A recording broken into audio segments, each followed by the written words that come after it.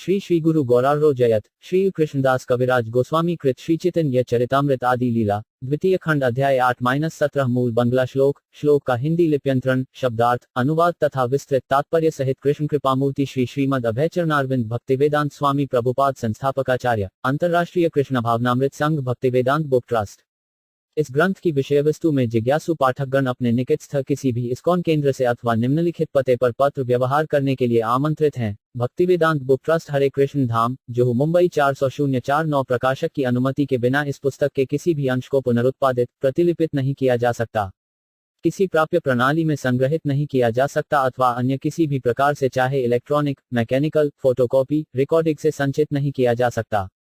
इस शर्त का भंग करने वाले पर उचित कानूनी कार्यवाही की जाएगी। भक्तिवेदांत बुक ट्रस्ट द्वारा प्रकाशित एवं मुद्रित। भूमिका श्री कृष्णदास कविराज गोस्वामी द्वारा रचित श्री चैतन्य चरितामृत श्री कृष्ण चैतन्य महाप्रभु के जीवन तथा उपदेशों का मुख्य ग्रंथ है। श्री चैतन्य महाप्रभु उस महान सामाजिक तथा धार्मिक आंदोलन प्रवर्तक हैं जो भारत में 500 वर्ष पूर्व प्रारंभ हुआ और जिसने प्रत्यक्ष तथा अप्रत्यक्ष रूप से दूसरी धार्मिक तथा दार्शनिक विचारधाराओं को न केवल भारत में अपितु समग्र विश्व में प्रभावित किया है। उन श्री कृष्ण चैतन्य के प्रभाव को प्रसारित करने में कृष्ण कृपामूर्ति श्री श्रीमद एसी भक्तिवेदांत स्वामी प्रभुपाद के प्रयासों का मुख्य योगदान रहा है, जो इस ग्रंथ के अनुवादक तथा भाष्यकार होने के साथ साथ अंतर्राष्ट्रीय कृष्ण भावनामृत संघ इस्कॉन के संस्थापक आचार्य भी हैं। श्री चैतन्य महाप्रभु को अतीव ऐतिहासिक महत्व का पुरुष माना जाता है, किंतु ऐतिहासिक विश्लेषण की हमारी पारंपरिक विधि, जो व्यक्ति को उनके समय की उपज के रूप में देखती है, यहाँ पर विफल हो जाती है, क्योंकि श्री कृष्ण चैतन्य ऐसे पुरुष हैं जो ऐतिहासिक व्यवस्था के सीमित क्षेत्र से परे हैं। जिस समय पश्चिम में मानव भौतिक ब्रह्मांड की संरचना का अध्ययन करने तथा नवीन सागरों और महाद्वीपों की खोज में समुद्री यात्राएं करने में अपनी अनुसंधानात्मक शक्ति लगा रहा था, तभी पूर्व में श्री कृष्ण चैतन्य ऐसी क्रांति का प्रवर्तन एवं कुशल नेतृत्व कर रहे थे, जो मनुष्य के आध्यात्मिक स्वभाव के सर्वोच्च विज्ञान सम्मत ज्ञान की दिशा में निर्दिष्ट था। श्री चैतन्य चरितामृत श्री कृष्ण चैतन्य के जीवन चरित के मुख्य ऐतिहासिक स्रोत मुरारी गुप्त तथा स्वरूप दामोदर गोस्वामी द्वारा लिखे गए कड़चाट दैनंदिनियां हैं। मुरारी गुप्त एक वैद्य तथा श्री कृष्ण चैतन्य के अंतरंग पार्षद थे, जिन्होंने श्री चैतन्य महाप्रभु के संन्यास ग्रहण करने तक के प्रारंभिक 24 वर्षों के विषय में विस्तृत टिप्पणियां लिखी। श्री चैतन्य महाप्रभु के 48 वर्षों के जीवन की शेष घटनाएं श्री चैतन्य महाप्रभु के अन्य अंतरंग पार्षद स्वरूप दामोदर गोस्वामी के कड़चा में अंकित हैं। श्री चैतन्य चरितामृतक 3 खंड हैं, जिन्हें लीला कहा जाता है। ये हैं आदि लीला, मध्य लीला तथा अंत्य लीला। मुरारी गुप्त का कड़चा ही आदि लीला का आधार है और स्वरूप दामोदर का कड़चा मध्य तथा अंत्य लीलाओं के लिए विस्तृत विवरण प्रदान करता है। आदिलील को 17 अध्यायों में से प्रथम 12 अध्याय संपूर्ण ग्रंथ की प्रस्तावना स्वरूप हैं। वैदिक शास्त्रीय प्रमाणों द्वारा कृष्णदास कविराज ये स्थापित करते हैं कि श्री चैतन्य महाप्रभु कलियुग जो 5000 वर्ष पूर्व प्रारंभ हुआ और जो भौतिकता, दंभ तथा कलह का प्रतीक है, के लिए कृष्ण के अवतार हैं। लेखक ये भी प्रमाणित करते हैं कि श्री चैतन्य महाप्रभु भगवान कृष्ण से अभिन्न है और अधम युग के पतितात्माओं को महामंत्र के संकीर्तन का प्रचार करके शुद्ध भगवत प्रेम उदारतापूर्ण वितरित करने के लिए अवतरित होते हैं। ये संकीर्तन महामंत्र का बृहद सार्वजनिक कीर्तन है। इसके उपरांत कृष्णदास कविराज ने इस ग्रंथ के 12वें अध्याय में इस जगत में श्री चैतन्य महाप्रभु के आविर्भाव का गुह्य प्रयोजन, उनके सह अवतारों तथा प्रमुख भक्तों का वर्णन किया है और उनकी शिक्षाओं को सार रूप में प्रस्तुत की है। आदि लीला के शेष अध्यायों 13 से 17 तक में लेखक ने चैतन्य महाप्रभु के दिव्य जन्म तथा संन्यास ग्रहण करने तक के जीवन का संक्षिप्त विवरण दिया है। इसमें उनके बचपन के चमत्कारों, अध्ययन, विवाह तथा प्रारंभिक दार्शनिक शास्त्रार्थों के साथ साथ उनके व्यापक संकीर्तन आंदोलन के संगठन तथा मुस्लिम सरकार द्वारा दमन के विरुद्ध उनके कानून अवज्ञा आंदोलन का वर्णन है। भूमिका तीनों लीलाओं में सबसे लंबी मध्य लीला की विषय वस्तु श्री चैतन्य महाप्रभु द्वारा एक सन्यासी, शिक्षक, दार्शनिक तथा गुच एवं योगी के रूप में सारे भारत की विस्तृत एवं घटनापूर्ण यात्राओं का विशद वर्णन है। 6 वर्षों की इस अवधि में श्री चैतन्य महाप्रभु अपने प्रमुख शिष्यों को शिक्षाएं देते हैं। वे अपने समकालीन सुविख्यात दार्शनिकों तथा धर्मज्ञों से, जिनमें शंकराचार्य के अनुयायी, बौद्ध तथा मुसलमान सम्मिलित हैं, शास्त्रार्थ करते हैं और उन्हें तथा उनके शिष्य तथा अनुयायी वर्गों को अपने दल में सम्मिलित करते हैं। इस खंड में उड़ीसा में होने वाले विशाल जगन्नाथ रथ यात्रा उत्सव के अवसर पर चैतन्य महाप्रभु की चमत्कार पूर्ण लीलाओं का विस्तृत विवरण सम्मिलित है। अंत्यलीला में श्री चैतन्य की प्रकट उपस्थिति के अंतिम 18 वर्षों का विवरण है, जिसे उन्होंने जगन्नाथपुरी के सुप्रसिद्ध जगन्नाथ मंदिर के निकट लगभग एकांत में बिताए। इन अंतिम वर्षों में श्री कृष्ण चैतन्य भाव समाधि में गहरे उतरते गए, जो समस्त पूर्वी अथवा पाश्चात्य धार्मिक तथा साहित्यिक इतिहास में अद्वितीय है। उनके नित्य संगी स्वरूप दामोदर गोस्वामी द्वारा दिए गए प्रत्यक्षदर्शी विवरण, जिनसे श्री चैतन्य की शाश्वत तथा नित्य वर्धमान धार्मिक परमानंद की अवस्था प्रकट होती है, आधुनिक मनोविज्ञानियों तथा प्रत्यक्षवादियों के धार्मिक अनुभवों की अनुसंधानात्मक तथा विवरणात्मक क्षमताओं को स्पष्ट रूप से चुनौती देने वाले हैं। इस महान ग्रंथ के रचयिता कृष्णदास कविराज गोस्वामी का जन्म 1507 में हुआ था। वे चैतन्य महाप्रभु के विश्वस्त अनुयायी रघुनाथ दास गोस्वामी के शिष्य थे। रघुनाथ दास विख्यात वैरागी संत थे, जिन्होंने स्वरूप दामोदर गोस्वामी द्वारा बतलाई गई चैतन्य महाप्रभु को समस्त लीलाओं को सुना था और स्मरण कर रखा था। श्री चैतन्य महाप्रभु तथा स्वरूप दामोदर के निधन के बाद रघुनाथ दास ने अपने इन आराध्यों की विरह वेदना सहन न कर सकने के कारण गोवर्धन पर्वत से कूदकर आत्महत्या करने के उद्देश्य से वृंदावन की यात्रा की। किंतु वृंदावन में उनकी भेंट चैतन्य महाप्रभु के दो सर्वाधिक अंतरंग शिष्यों रूप गोस्वामी तथा सनातन गोस्वामी से हुई, जिन्होंने उनसे आत्महत्या की योजना का परित्याग करने तथा चैतन्य महाप्रभु के अंतिम श्री चैतन्य चरितामृत जीवन की प्रेरक घटनाओं को प्रकट करने के लिए प्रेरित किया। उस समय कृष्णदास कविराज गोस्वामी भी वृंदावन में रह रहे थे, जिन्हें रघुनाथ दास गोस्वामी ने श्री चैतन्य के दिव्य जीवन का पूर्ण विवरण प्रदान किया। उस समय तक श्री कृष्ण चैतन्य के जीवन पर अनेक समसामयिक विद्वान तथा भक्तों द्वारा कई जीवन चरित विषयक ग्रंथ लिखे जा चुके थे। इनमें मुरारी गुप्त कृत श्री चैतन्य चरित, लोचन दास ठाकुर कृत चैतन्य मंगल तथा वृंदावन दास कृत चैतन्य भागवत सम्मिलित हैं, जिनमें से चैतन्य भागवत के लेखक वृंदावन दास ठाकुर को उस समय श्री चैतन्य के जीवन के विशेषज्ञ माने जाते थे। जब वृंदावन दास इस महत्वपूर्ण ग्रंथ की रचना कर रहे थे, तब उन्होंने इस भय से श्री चैतन्य के जीवन की अनेक घटनाओं को, विशेषतया परवर्ती घटनाओं को सम्मिलित नहीं किया कि इससे ग्रंथ का आकार बढ़ जाएगा।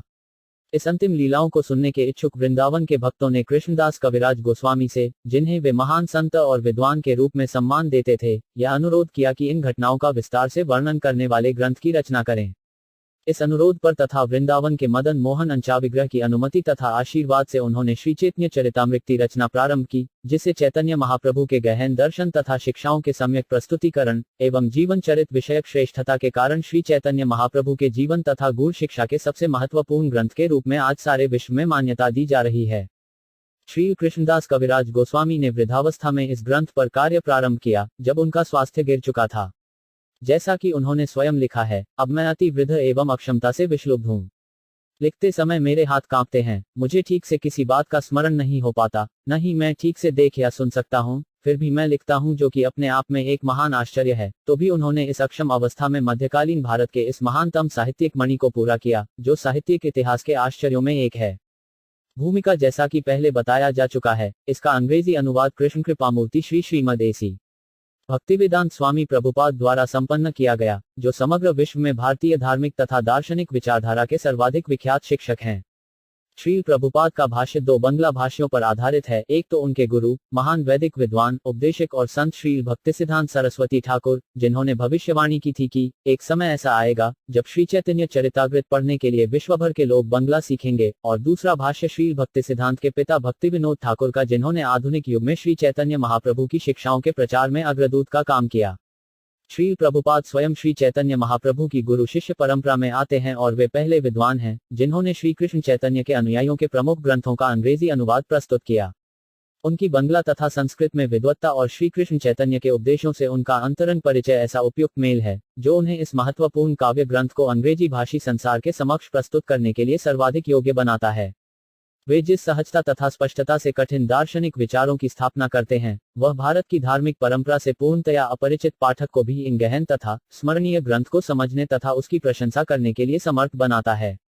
तात्पर्य समेत संपूर्ण मूल पाठ को 9 सचित्र खंडों में भक्तिवेदांत बुक ट्रस्ट द्वारा प्रस्तुत किया गया है, जो समकालीन मनुष्य के बौद्धिक, सांस्कृतिक तथा आध्यात्मिक जीवन में प्रमुख महत्वपूर्ण योगदान का प्रतिनिधित्व करता है। श्री प्रभुपाद के द्वारा रचित श्री चैतन्य चरितामृत का हिंदी अनुवाद उनके शताब्दी उत्सव के अवसर पर प्रकाशित किया जा रहा है, जो भारत के भक्तों के लिए उपयोगी सिद्ध होगा। प्रकाशक लेखक का कृष्ण तथा गुरु से आदेश प्राप्त करना। श्री चैतन्य चरितामृत के 8वें अध्याय का सारांश श्री भक्ति विनोद ठाकुर ने अपने अग्रित प्रवाह भाष्य में दिया है। इस अध्याय में श्री चैतन्य महाप्रभु तथा नित्यानंद प्रभु की महिमाओं का वर्णन किया गया है और यह भी बतलाया गया है कि यदि कोई हरे कृष्ण मंत्र के जप में अपराध करता है, तो उसे कई वर्षों तक जप करते रहने पर भी भगवत प्रेम प्राप्त नहीं हो पाता। इस संबंध में श्री भक्ति विनोद ठाकुर अष्टसात्विक विकार नामक शारीरिक लक्षणों के कृत्रिम प्रदर्शन के प्रति सबको आगाह करते हैं, क्योंकि यह भी एक अपराध है। श्री कृष्ण चैतन्य प्रभु नित्यानंद, श्री अद्वैत गदाधर श्रीवासादि गौरभक्त वृंद, इन पंचतत्व नामों का भक्त को गंभीरता एवं निष्ठा के साथ कीर्तन करना चाहिए। ये सभी आचार्य भक्त को अपनी अहेतुकी कृपा प्रदान करेंगे और धीरे धीरे उसके हृदय को शुद्ध बनाएंगे। जब वह वास्तव में शुद्ध हो जाएगा तो उसे स्वतः ही हरे कृष्ण महामंत्र के कीर्तन में आनंद का अनुभव होगा।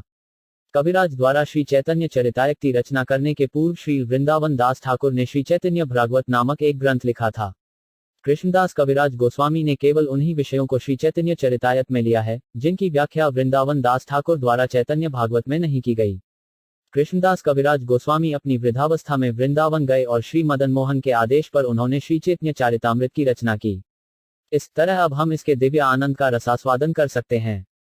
सतत तेवमा टर्वश 6166 गफ्ते छिशा थईम एक नरऊत छिज एक टल बटन रटफांश शाग्रमु शून्य वंदे चैतन्य देवत भगवंत ग्रदिच्छया प्रसव नर्त्यते चित्रम लेख रड्ढे जड़ों 3 प्ययम। एक अनुवाद में उन पूर्ण पुरुषोत्तम भगवान श्री चैतन्य महाप्रभु को नमस्कार करता हूँ जिनकी इच्छा से मैं नाचते हुए कुत्ते के समान बन गया हूँ और मूर्ख होते हुए भी मैंने सहसा श्री चैतन्य चरितामृत लिखने का कार्य अपने हाथों में लिया है। छाम रत्नलो कुछ फचनाटनोवफिंत रजम उम्र शतनर्घान नाणाउम निलवाना न 32। जय जय श्री कृष्ण चैतन्य गौरचंद्र, जय जय परमानंद, जय नित्यानंद। 2 अनुवाद में गौरसुंदर नाम से विख्यात श्री कृष्ण चैतन्य महाप्रभु को सादर नमस्कार करता हूँ। मैं सदैव प्रसन्न रहने वाले नित्यानंद प्रभु को भी सादर नमस्कार करता हूँ। छत्म झत्मदिशच जाहक कुशाम्भग छम खत्म भनंधत षडिच गशनबंद 7। जय जयाद्वैत आचार्य कृपा में, जय जय गदाधर पंडित महाशय। 3 अनुवाद में अद्वैत आचार्य को सादर नमस्कार करता हूँ जो अत्यंत कृपालु हैं। साथ ही मैं महान विद्वान महापुरुष गदाधर पंडित को भी नमस्कार करता हूँ। रथ रूप लीवाभंदी गज छक्का भेन थंगच डडेगा वतन नत जवांस छतने ए। जय जय श्रीवासादि ग्रत भक्तगण प्रणत हड़या बंदों सबार चरण। 4 अनुवाद में श्रीवास ठाकुर तथा महाप्रभु के अन्य सारे भक्तों को सादर नमस्कार करता हूँ। मैं उनके सामने गिरकर प्रणाम करता हूँ और उनके चरण कमलों की पूजा करता हूँ। तात्पर्य कृष्णदास कविराज गोस्वामी सर्वप्रथम हमें पंचतत्व श्री कृष्ण चैतन्य महाप्रभु, नित्यानंद प्रभु, अद्वैत प्रभु, गदाधर प्रभु और श्रीवास प्रभु एवं अन्य भक्तों को नमस्कार करने की शिक्षा देते हैं। हमें श्री कृष्ण चैतन्य प्रभु नित्यानंद श्री अद्वैत गदाधर श्रीवासादि और भक्त वृंदंतद्र में सार रूप में बताए गए पंचतत्व को नमस्कार करने के सिद्धांत का कड़ाई से पालन करना चाहिए। हमें किसी भी प्रचार उत्सव के पूर्व विशेषतया हरे कृष्ण महामंत्र हरे कृष्ण कृष्ण कृष्ण कृष्ण हरे हरे हरे राम राम राम हरे हरे का कीर्तन करने के पूर्व पंचतत्व के नामों का उच्चारण करना चाहिए और उनको नमस्कार करना चाहिए। घृ कविज्ञ कट गौ मयांजन आर्डन शत शिवरी नक्षत जकटल त्वांगा गंटन 7 मुख कवित्व करे ग्रासबार स्मरणे पज्जू गिरी लड्ढे अंध देखे तारा गणे। 5 अनुवाद पंचतत्व के चरण कमलों का स्मरण करने से गूंगा व्यक्ति कवि बन सकता है, लंगड़ा पर्वतों को पार कर सकता है और अंधा व्यक्ति आकाश के तारों को देख सकता है। रचन कम वैष्णव दर्शन में पूर्णता प्राप्त करने के 3 मार्ग हैं। साधन सिद्ध अर्थात विधि विधानों के अनुसार भक्ति संपन्न करने के द्वारा प्राप्त की गई पूर्णता, नित्य सिद्ध अर्थात कृष्ण को कभी भी न भूलने के कारण प्राप्त की गई शाश्वत पूर्णता तथा कपासिद्धि अर्थात गुरु अथवा अन्य वैष्णव की कृपा से प्राप्त की गई पूर्णता। यहाँ पर कविराज गोस्वामी कपासिद्ध पर बल दे रहे हैं। ये कृपा भक्त की योग्यता पर आश्रित नहीं होती। ऐसी कृपा से यदि भक्त गूंगा भी हो तो वह बोलने लगता है या भगवान की महिमा का गुणगान करने के लिए लिखने लगता है। यदि लंगड़ा हो तो भी वह पर्वत को लांघ जाता है तथा अंधा होकर भी आकाश के तारे देख सकता है। उमव ना मांटन 10 शेडिट जकन ओवम अवांस बिता शौठे टछक टकाना 7। ए सब ना माने ग्रेट पंडित सकल ता सबार विद्यापाठ भेग जोड़ कोलाहल। 6 अनुवाद ऐसे तथाकथित पंडित जो श्री चैतन्य चरितामृत के इन कथनों पर विश्वास नहीं करते, उनके द्वारा शिक्षा का अनुशीलन मेढकों की जोरदार टरटर के समान है। तात्पर्य वर्षा ऋतु में मेघों की टरटर की आवाज जंगल में बड़े जोर से गूंजती है, जिसके फलस्वरूप अंधेरे में सर्प उनकी टरटर को सुनकर उनके निकट जाते हैं और उन्हें निगल जाते हैं। इसी प्रकार विश्वविद्यालय के प्रोफेसरों की, जिन्हें आध्यात्मिक ज्ञान नहीं होता, तथाकथित शैक्षिकी ध्वनियां इन टरटर करते मेघों के समान होती हैं। आइए जब ना मांटन चवा करता कुप छकती कुकुशो नांडी छांटना नानशी छांस जेछी एक एड सब ना माने ग्रेबा करे कृष्ण भक्ति। कृष्ण कृपा नाही तारे नाही तार गति। 7 अनुवाद जो पंचतत्व की महिमा को स्वीकार नहीं करता और फिर भी कृष्ण भक्ति का दिखावा करता है, उसे न तो कृष्ण की कृपा प्राप्त हो सकती है, न ही वह अपने चरम लक्ष्य की ओर आगे बढ़ सकता है।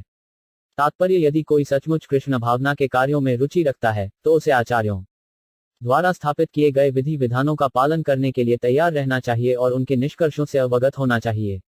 शास्त्र कहते हैं, धर्मस्य तत्व निहित गृहाया महाजनो यैन गतः स पंथा। महाभारत वन पर्व 313.117। कृष्ण भावनामृत के रहस्य को समझ पाना अत्यंत कठिन है, किंतु जो व्यक्ति पूर्ववर्ती आचार्यों के आदेशों के अनुसार आगे बढ़ता है और गुरु शिष्य परंपरा से चले आ रहे पूर्ववर्ती आचार्यों के पदचिन्हों पर चलता है, उसे सफलता अवश्य मिलेगी, अन्यों को नहीं।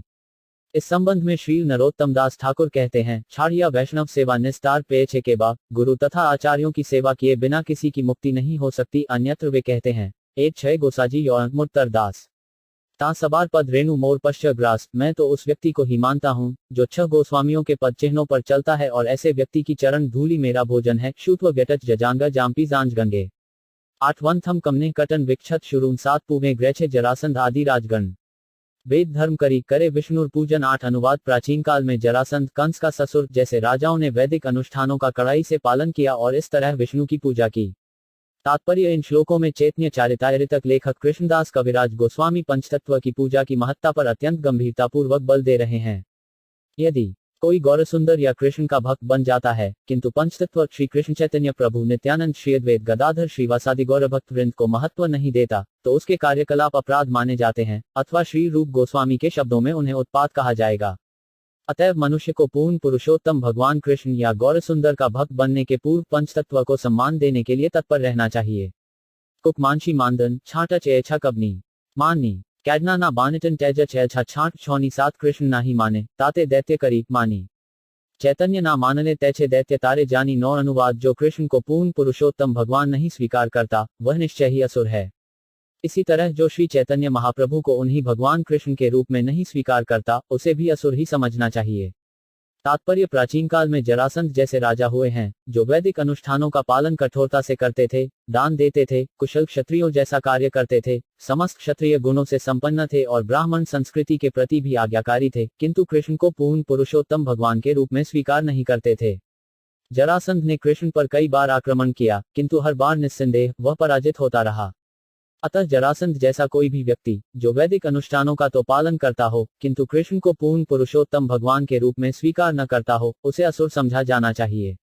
इसी तरह जो व्यक्ति श्री चैतन्य महाप्रभु को साक्षात कृष्ण नहीं स्वीकार करता, वह भी असुर है। प्रामाणिक शास्त्रों का यही निष्कर्ष है।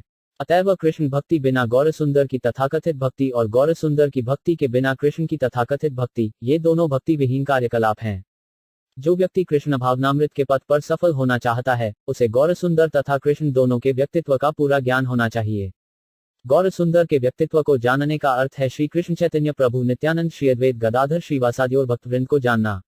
चैतन्य चरितामृत लेखक महापुरुषों के अनुगामी होने के कारण कृष्ण भावनामृत में सिद्धि लाभ के लिए इस सिद्धांत पर बल दे रहे हैं। धमाट नो भामिटल जब तलाक शट मांग दथी नाम भी कुशाय शैछू कब्रिन ममलांश 00 मोरे ना मानने सब लोग हबे नाश इथी लागी कृपाद प्रभु करिल सन्यास 10 अनुवाद। श्री चैतन्य महाप्रभु ने विचार किया, जब तक लोग मुझे स्वीकार नहीं करेंगे, वे विनष्ट हो जाएंगे, इसलिए कृपालु महाप्रभु ने संन्यास ग्रहण किया। तात्पर्य श्रीमद्भागवत 12.3.51 में कहा गया है, कीर्तनादेव कृष्ण से मुक्त सदह पर ब्रजे। हरे कृष्ण मंत्र या कृष्ण नाम का कीर्तन करने मात्र से ही मनुष्य मुक्त हो जाता है और अपने घर भगवत धाम वापस चला जाता है। ये कृष्ण भावना चैतन्य महाप्रभु की कृपा से ही प्राप्त की जानी चाहिए। जब तक कोई श्री चैतन्य महाप्रभु तथा उनके पार्षदों को सफलता के एकमात्र साधन नहीं स्वीकार करता, तब तक उसे पूर्ण कृष्ण भावनामृत की प्राप्ति नहीं हो सकती। इसी विचार से महाप्रभु ने संन्यास स्वीकार किया, क्योंकि तभी लोग उनका सम्मान करेंगे और शीघ्र ही कृष्ण भावनामृत के स्तर तक उठ सकेंगे। चूंकि चैतन्य महाप्रभु, जो कि स्वयं कृष्ण हैं, उन्होंने कृष्ण भावनामृत आंदोलन का सूत्रपात किया, अतएव उनकी कृपा के बिना कोई भी व्यक्ति कृष्ण भावनामृत के दिव्य स्तर को प्राप्त नहीं कर सकता। मप्तांजी बुक्याट्याट कब्रिट ममकांज उष्थाम्बी थडिटिव नु 4 थ शोडेट निरांत 00 सन्यासी बुद्धग्ने मोरे करिबे नमस्कार तथापि खंडिबे दुहक पाइबे निस्तार 11 अनुवाद। यदि कोई व्यक्ति मुझे एक सामान्य सन्यासी मानकर भी नमस्कार करता है, तो उसके सांसारिक दुहक घट जाएंगे और अंततः उसे मुक्ति प्राप्त होगी। तात्पर्य कृष्ण इतने दयालु हैं कि वे सदैव बद्ध जीवों को भौतिक स्तर से मुक्त करने के विषय में ही सोचा करते हैं। इसीलिए कृष्ण अवतरित होते हैं, जैसा कि भगवद गीता 4.7 में स्पष्ट उल्लेख है, यदा यदा ही धर्मस्य ग्लानिर्भवति भारत अभ्युत्थाना अधर्मस्य तदात्यान्न सजाम्यहम्। हे भरतवंशी, जब जब और जहां जहां धर्म की हानि होती है और अधर्म की प्रधानता होने लगती है, तब तब मैं अवतरित होता हूं। कृष्ण सदा ही जीवों की कई प्रकार से रक्षा करते हैं। वे स्वयं आते हैं, वे अपने अंतरंग भक्तों को भेजते हैं और अपने पीछे भगवद गीता जैसे शाख छोड़कर जाते हैं। ऐसा क्यों? ऐसा इसलिए कि लोग माया के बंधन से मुक्त होने के आशीर्वाद का लाभ उठा सकें। श्री चैतन्य महाप्रभु ने इसीलिए संन्यास ग्रहण किया, जिससे उन्हें सामान्य सन्यासी मानने वाला कोई मूर्ख भी उनका सम्मान करे और उसका भौतिक दुख घट सके और वह माया के बंधन से छूट सके। इस संबंध में श्री भक्तिसिद्धांत सरस्वती बताते हैं कि श्री कृष्ण चैतन्य महाप्रभु श्री राधा और कृष्ण के संयुक्त रूप हैं। महाप्रभु श्री चैतन्य, राधा कृष्ण नहीं अन्य। अतएव जब मूर्खों ने महाप्रभु को सामान्य व्यक्ति समझकर उनका अनादर करना शुरू किया, तो कृपालु महाप्रभु ने इन अपराधियों का उद्धार करने के लिए संन्यास ले लिया, जिससे ये लोग उन्हें सन्यासी मानकर उनको नमस्कार करें। श्री चैतन्य महाप्रभु ने उन सामान्य लोगों पर अपनी महान कृपा प्रदान करने के लिए संन्यास ग्रहण किया, जो उन्हें साक्षात राधा कृष्ण रूप में नहीं सराह सकते। अंकुशिभग दयचना ना छटच चई झूम जटवीत दिशेतन सात छाट वमूट भंगेन 09 हैन कृपा में चैतन्य ना भजे ग्रेट जन सर्वोत्तम हडले तारे असुरे गणन 12 अनुवाद। जो व्यक्ति दयालु भगवान चैतन्य महाप्रभु का सम्मान नहीं करता या उनकी पूजा नहीं करता, उसे असुर समझना चाहिए, भले ही उसे मानव समाज में कितना ही प्रतिष्ठित क्यों न माना जाता हो। तात्पर्य इस संबंध में श्री भक्तिसिद्धांत सरस्वती महाराज कहते हैं, हे जीवों, तुम कृष्ण भावनामृत को अपनाओ। यही श्री चैतन्य महाप्रभु का संदेश है। चैतन्य महाप्रभु ने अपने शिक्षाप्तम के कृष्ण भावनामृत के यही दर्शन का उपदेश दिया है और कहा है, हा हैते सर्व सिद्धि हरवे तो बार। हरे कृष्ण महामंत्र का कीर्तन करने से मनुष्य को जीवन की सारी सिद्धियां मिल जाएंगी। अतएव जो उनका सम्मान नहीं करता या इन समस्त करुणामय भावों के बावजूद उनकी कृपा को नहीं समझ सकता, वह असुर है या भगवान विष्णु की प्रामाणिक भक्ति का विरोधी है, भले ही उसे मानव समाज में अत्यंत उच्च स्थान क्यों न प्राप्त हो। असुर शब्द ऐसे व्यक्ति का द्योतक है जो पूर्ण पुरुषोत्तम भगवानु विष्णु की भक्ति का विरोध करता है। ये ध्यान देने की बात है कि जब तक मनुष्य श्री चैतन्य महाप्रभु की आराधना नहीं करता, तब तक कृष्ण भक्त बनना व्यर्थ है, और जब तक मनुष्य कृष्ण की पूजा नहीं करता, तब तक श्री चैतन्य महाप्रभु का भक्त बनना भी व्यर्थ है। ऐसी भक्ति को कलियुगी भक्ति मानना चाहिए। इस संदर्भ में श्री भक्तिसिद्धांत सरस्वती ठाकुर कहते हैं कि नास्तिक स्मार्त या 5 प्रकार के देवों के पूजक थोड़ी सी भौतिक सफलता के लिए भगवान विष्णु की पूजा तो करते हैं, किंतु श्री चैतन्य महाप्रभु के प्रति कुछ सम्मान प्रदर्शित नहीं करते। ऐसे लोग उन्हें सामान्य व्यक्ति मानते हुए गौरसुंदर तथा श्री कृष्ण में भेदभाव बरतते हैं। ऐसी भावना भी आसुरी है और आचार्यों के निष्कर्ष के विरुद्ध है। ऐसा निष्कर्ष कलियुग का परिणाम है। जऊ और वशुन 8 कटी फशव वांध्रु कदना निकानंत छछत कुछक छाजियां 07। अतएव पुनः कहो ऊर्ध बाहुहज चैतन्य नित्यानंद भज कुतर्क छाड़िया 13 अनुवाद। इसलिए मैं अपनी भुजाएं उठाकर फिर कहता हूं कि हे मित्रों, झूठे तो को छोड़कर श्री चैतन्य तथा नित्यानंद की पूजा करो। तात्पर्य, चूंकि यदि कोई व्यक्ति कृष्ण भक्ति करता है किंतु श्री कृष्ण चैतन्य तथा नित्यानंद प्रभु को नहीं समझता, तो वह अपना समय व्यर्थ गंवाएगा। इसलिए कृष्णदास कविराज गोस्वामी हर एक से प्रार्थना करते हैं कि वे श्री चैतन्य महाप्रभु तथा नित्यानंद प्रभु और पंचतत्व की पूजा करें। वे हर एक को विश्वास दिलाते हैं कि जो भी व्यक्ति ऐसा करेगा, वह कृष्ण भावनामृत में अवश्य सफल होगा। गति वां छाकिन कटच छर टम थंगांग और बौटलिय भिक्ष टयडे टमडे टमक भान 08 ग्रदी व तार्किक कहे तर्क से प्रमाण।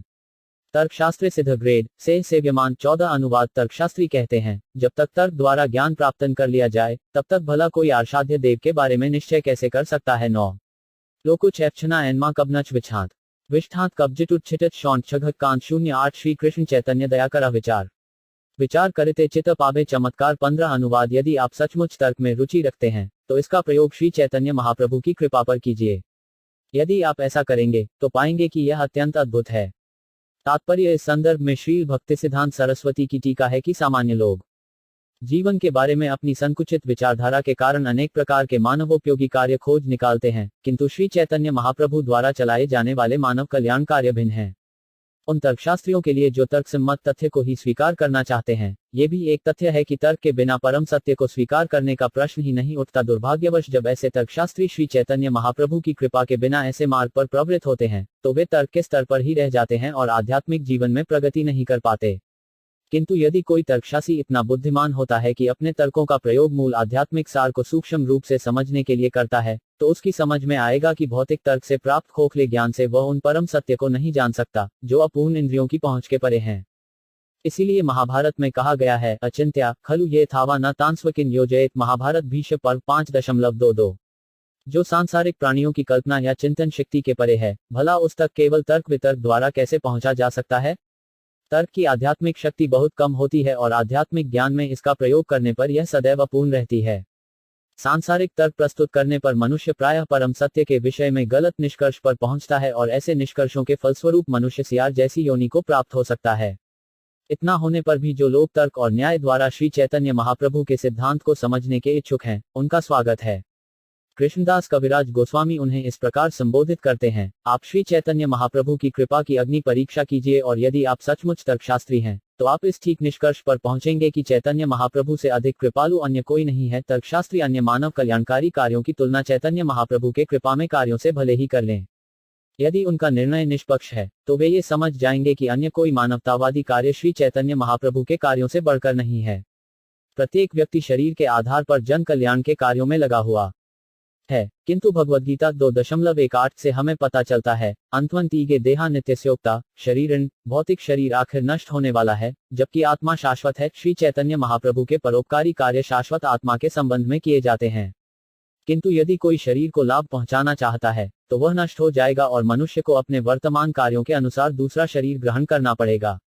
अतएव जो व्यक्ति देहांतरण के इस विज्ञान को नहीं समझता और शरीर को ही सर्वस्व मानता है, उसकी बुद्धि अधिक उन्नत नहीं होती। श्री चैतन्य महाप्रभु ने शरीर की आवश्यकताओं की उपेक्षा किए बिना आध्यात्मिक प्रगति प्रदान को, जिससे मानवता का शुद्धिकरण हो सके। अतएव यदि तर्कशास्त्री निष्पक्ष निर्णय करें, तो वे पाएंगे कि श्री चैतन्य महाप्रभु महावदान्यावतार अर्थात सर्वाधिक उदार अवतार हैं। यहाँ तक कि वे कृष्ण से भी अधिक उदार हैं। भगवान कृष्ण की यह अपेक्षा थी कि लोग उनकी शरण में आएं, किंतु उन्होंने श्री चैतन्य महाप्रभु के समान भगवत प्रेम का खुलकर वितरण नहीं किया। इसीलिए श्री रूप गोस्वामी ने श्री चैतन्य महाप्रभु को इन शब्दों में नमस्कार किया है, नमो महावदान्याय कृष्ण प्रेम प्रदायते कृष्णाय कृष्ण चैतन्यना ने गौरात्विषे नमः। भगवान कृष्ण ने भगवद्गीता प्रदान की, जिससे कृष्ण यथारूप समझे जा सकते हैं, किंतु श्री चैतन्य महाप्रभु, जो साक्षात कृष्ण ही हैं, उन्होंने लोगों को बिना किसी भेदभाव के कृष्ण प्रेम प्रदान किया। वद झाना कट यणी लंदन की दिन उयुछ मां शांग्र कृक्षिंड तथेना धन 07 बहु जन्म करे गृदि श्रवण कीर्तन तबूत ना पाए कृष्ण पदे प्रेम धन। 16 अनुवाद यदि कोई हरे कृष्ण महामंत्र के जप में 10 अपराध करता रहता है, तो वह चाहे अनेक जन्मों तक पवित्र नाम का जप करने का प्रयास कहियो न करे, उसे भगवत प्रेम प्राप्त नहीं हो सकेगा, जो इस जप का चरम लक्ष्य है। तात्पर्य इस संबंध में श्री भक्तिसिद्धांत सरस्वती ठाकुर कहते हैं कि श्री चैतन्य महाप्रभु को स्वीकार किए बिना कोई व्यक्ति चाहे अनेकानेक वर्षों तक हरे कृष्ण मंत्र का जप कहियो न करता रहे, उसे भक्ति पद प्राप्त होने की कोई संभावना नहीं है। मनुष्य को चाहिए कि श्री चैतन्य महाप्रभु द्वारा शिक्षाप्तिक 3 में दिए गए आदेश का हृदयता से पालन करे। दृणादपि सुनिचेन तरौरिव सहिष्णुना अमानिना मानदेन कीर्वनिया सदाहारी। मनुष्य को चाहिए कि अपने आप को सड़क पर पड़े तिनके से भी तुच्छ समझते हुए विनीत भाव से भगवजन नाम का कीर्तन करे। मनुष्य को वृक्ष से भी अधिक सहिष्णु होना चाहिए, मिथ्या प्रतिष्ठा की भावना से पूर्णतया रहित होना चाहिए और दूसरों को सम्मान देने के लिए तत्पर रहना चाहिए। ऐसी चेतना में मनुष्य भगवान के पवित्र नाम का कीर्तन निरंतर कर सकता है। जो 10 प्रकार के अपराधों से मुक्त होकर इस शिक्षा का पालन करता है, वह कृष्ण भावनामृत में सफल होता है और अंततः भगवत भक्ति प्राप्त करता है। मनुष्य को यह जान लेना चाहिए कि भगवजन नाम तथा स्वयं भगवान अभिन्न है। पवित्र नाम के कीर्तन में अपराध रहित हुए बिना इस निष्कर्ष तक नहीं पहुंचा जा सकता। हम अपनी भौतिक दृष्टि के अनुसार नाम तथा वस्तु में अंतर देखते हैं, किंतु आध्यात्मिक जगतों में परम तत्व सदैव पूर्ण होता है। परम तत्व के नाम, रूप, गुण तथा लीलाएं स्वयं परम तत्व के समान होते हैं। इस तरह यदि कोई अपने आप को पवित्र नाम का नित्य दास मानता है और इसी भाव से पवित्र नाम का वितरण सारे संसार में करता है, तो उसे भगवान का नित्य दास माना जाता है। जो इस भाव से अपराध रहित होकर कीर्तन करता है, वह निश्चय ही समझ जाता है कि भगवान का पवित्र नाम तथा भगवान अभिन्न है। पवित्र नाम का संग करना और पवित्र नाम का कीर्तन करना भगवान से प्रत्यक्ष संग करने के बराबर है। भक्तिरसामृत सिंधु में स्पष्ट कहा गया है, सेवोन्युखे ही जिमादो स्वयमेव स्फुरत्यत। जब मनुष्य पवित्र नाम की सेवा में लगता है, तो पवित्र नाम प्रकट होता है। विनीत भाव में ऐसी सेवा जीव से आरंभ होती है। सेवोन्युखे ही जिवादो, मनुष्य को चाहिए कि अपनी जीव को पवित्र नाम की सेवा में लगाए। हमारा कृष्ण भावनामृत आंदोलन इसी सिद्धांत पर आधारित है। हम कृष्ण भावनामृत आंदोलन के सारे सदस्यों को पवित्र नाम की सेवा में लगाने का प्रयत्न करते हैं। पवित्र नाम तथा कृष्ण अभिन्न है, इसलिए कृष्ण भावनामृत आंदोलन के अनुयायी न केवल निर्पराध भाव से भगवान के पवित्र नाम का कीर्तन करते हैं, अपितु वे अपनी जीभों को कोई ऐसी वस्तु नहीं खाने देते जो पहले पूर्ण पुरुषोत्तम भगवान को अर्पित न हुई हो। भगवान कहते हैं, पत्र पृष्ठ फल तोय यो में भक्त्या प्रयच्छाति तदहम भवत्युपमशनामि प्रयतात्मन। यदि कोई प्रेम तथा भक्तिपूर्वक मुझे एक पत्ती, फूल, फल या जल अर्पित करता है, तो मैं उसे स्वीकार करता हूँ।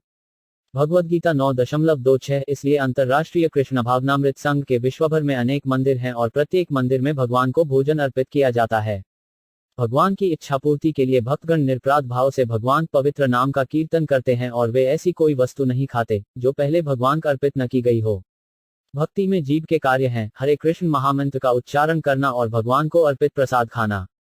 59 जू नजहा भुचिको क्यों शुगे 8 मग्नय जानशन मांटेसिति छक्षति 8 भूमूर्छा 0 ज्ञानतः सुलभा मुक्तिर्भुक्तिग्रज्ञादि पुण्यतः संयम साधन सहस्त्र हरि भक्ति सुदुर्लभा 17। अनुवाद। दार्शनिक ज्ञान के अनुशीलन से मनुष्य अपनी आध्यात्मिक स्थिति को समझ सकता है और इस तरह मुक्ति पा सकता है। यज्ञ तथा पुण्यकर्मों को संपन्न करके मनुष्य उच्चतर ग्रहमंडल में इंद्रिय तृप्ति प्राप्त कर सकता है, किंतु भगवान की भक्तिमयी सेवा इतनी दुर्लभ है कि ऐसे हजारों यज्ञ करके भी यह प्राप्त नहीं की जा सकती। तात्पर्य प्रहा महाराज उपदेश देते हैं। मत्तिन कृष्णे परतः स्वतों वामिधो 5 विपद्ये गृहव्रतानाम भागवत 7.5.30 नैषा मतिस्तावदुरुक्रमाल स्पृशत्य नथापिगो यदर्थ महियसा पादर्जो अभिषेक निष्किर्जनाना नवृणीत यावत भागवत 7.5-32। इन श्लोकों की आपस में चर्चा की जानी चाहिए। इनका तात्पर्य यह है कि औपचारिक वैदिक कर्मकांड करने से किसी को कृष्ण भक्ति प्राप्त नहीं हो सकती। मनुष्य को शुद्ध भक्त की शरण लेनी आवश्यक है। नरोत्तम दास ठाकुर गाते हैं, छाड़िया वैष्णव सेवा निस्तार पाए छे के बा, शुद्ध वैष्णव की सेवा किए बिना भला किसकी उन्नति हुई है। ये प्रहमाद महाराज का कथन है कि जब तक शुद्ध वैष्णव की चरण धूलि स्वीकार नहीं की जाती तब तक भक्ति प्राप्त करने की कोई संभावना नहीं है। यही रहस्य है। उपर्युक्त तंत्र वचन जो कि भक्तिरसा मत सिंधुस उद्धृत है, इस संबंध में हमारा आदर्श मार्गदर्शक है। कुछ यणी छूट छटक चुक्ति भुक्ति छिगना करु हथंश छछी मां टरन ब्रांशन लुकैया 07 कृष्ण ग्रदी छुटे भक्ते भुक्ति मुक्ति दिया कभू प्रेम भक्ति ना देन राखेन लुकाइया 18। अनुवाद। यदि भक्त भगवान से भौतिक इंद्रिय तृष्टि या मुक्ति चाहता है तो कृष्ण उसे तुरंत दे देते हैं, किंतु शुद्ध भक्ति को वे छिपाकर रखते हैं। ज्वांजन मंदिर कबनन 1 छपछा यजुना 3 लव थिग कुंशेची 8 का 6 कहत्या व 8 जटलूभ्री उष्वाम छछांश मुकुमा घृक्तियेन छी कर्टिफिजला न छक्ति दयांगाई 5-7 राजनपतिर गुरुलम भवता ग्रदुना दैवम प्रिय कुलपते क्वच किडुरोव अस्त्वेव मद्र भगवान भजता मुकुंदो मुक्ति ददाती कहिचित न भक्ति शोगम 19। अनुवाद। महर्षि नारद ने कहा, हे महाराज युधिष्ठिर, पूर्ण पुरुषोत्तम भगवान कृष्ण आपकी सहायता के लिए सदैव तत्पर रहते हैं। वे आपके स्वामी, गुरु, ईश्वर, प्रिय मित्र तथा आपके परिवार के मुखिया हैं। फिर भी वे कभी कभी आपके दास या आज्ञापालक का कार्य करना स्वीकार कर लेते हैं। आप अत्यंत भाग्यशाली हैं, क्योंकि यह संबंध केवल भक्तियोग द्वारा ही संभव हो पाता है। भगवान मुक्ति तो सरलता से दे सकते हैं, किंतु वे किसी को भक्ति योग आसानी से नहीं प्रदान करते, क्योंकि वे उस प्रक्रिया से भक्त के साथ बंध जाते हैं। तात्पर्य ये श्लोक श्रीमद्भागवत 5.6.18 से लिया गया है। शुकदेव गोस्वामी ने ऋषभदेव के चरित्र का वर्णन करते समय भक्ति योग तथा मुक्ति में अंतर बताने के लिए इस श्लोक को कहा था। यदुओं तथा पांडवों के संबंधों के कारण ही कभी कृष्ण उनके स्वामी की तरह कार्य करते थे, कभी उनके सलाहकार, कभी मित्र, कभी परिवार के मुखिया और कभी उनके सेवक की तरह भी कार्य करते थे।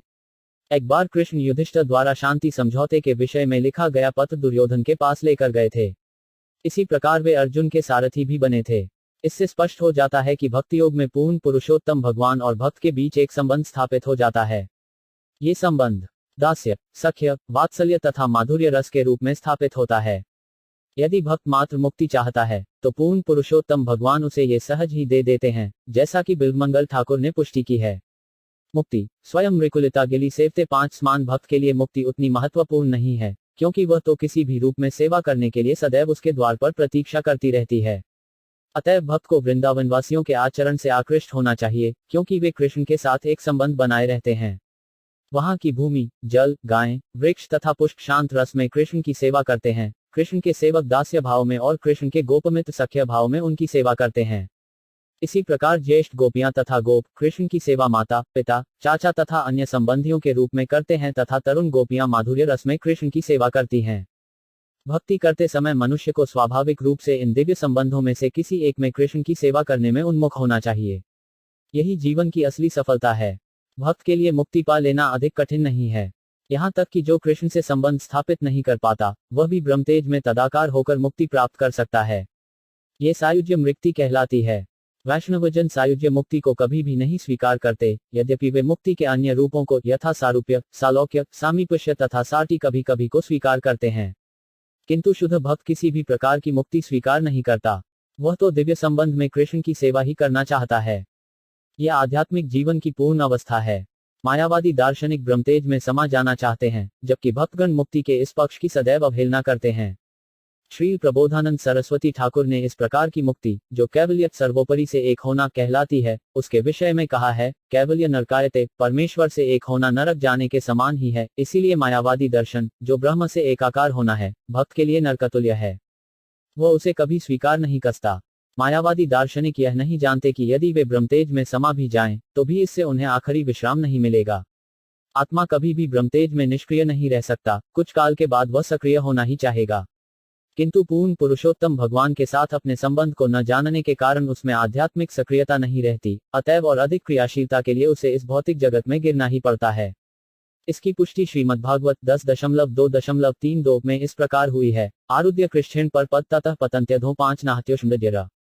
चूंकि मायावादी दार्शनिकों को भगवान की दिव्य सेवा के विषय में कोई जानकारी नहीं होती, अतएव भौतिक कार्यकलापों से मुक्ति पाने और ब्रह्मतेज में समा जाने के बाद भी उन्हें इस भौतिक जगत में अस्पताल या स्कूल खोलने अथवा इसी तरह के लोकोपयोगी कार्य करने के लिए फिर से आना पड़ता है।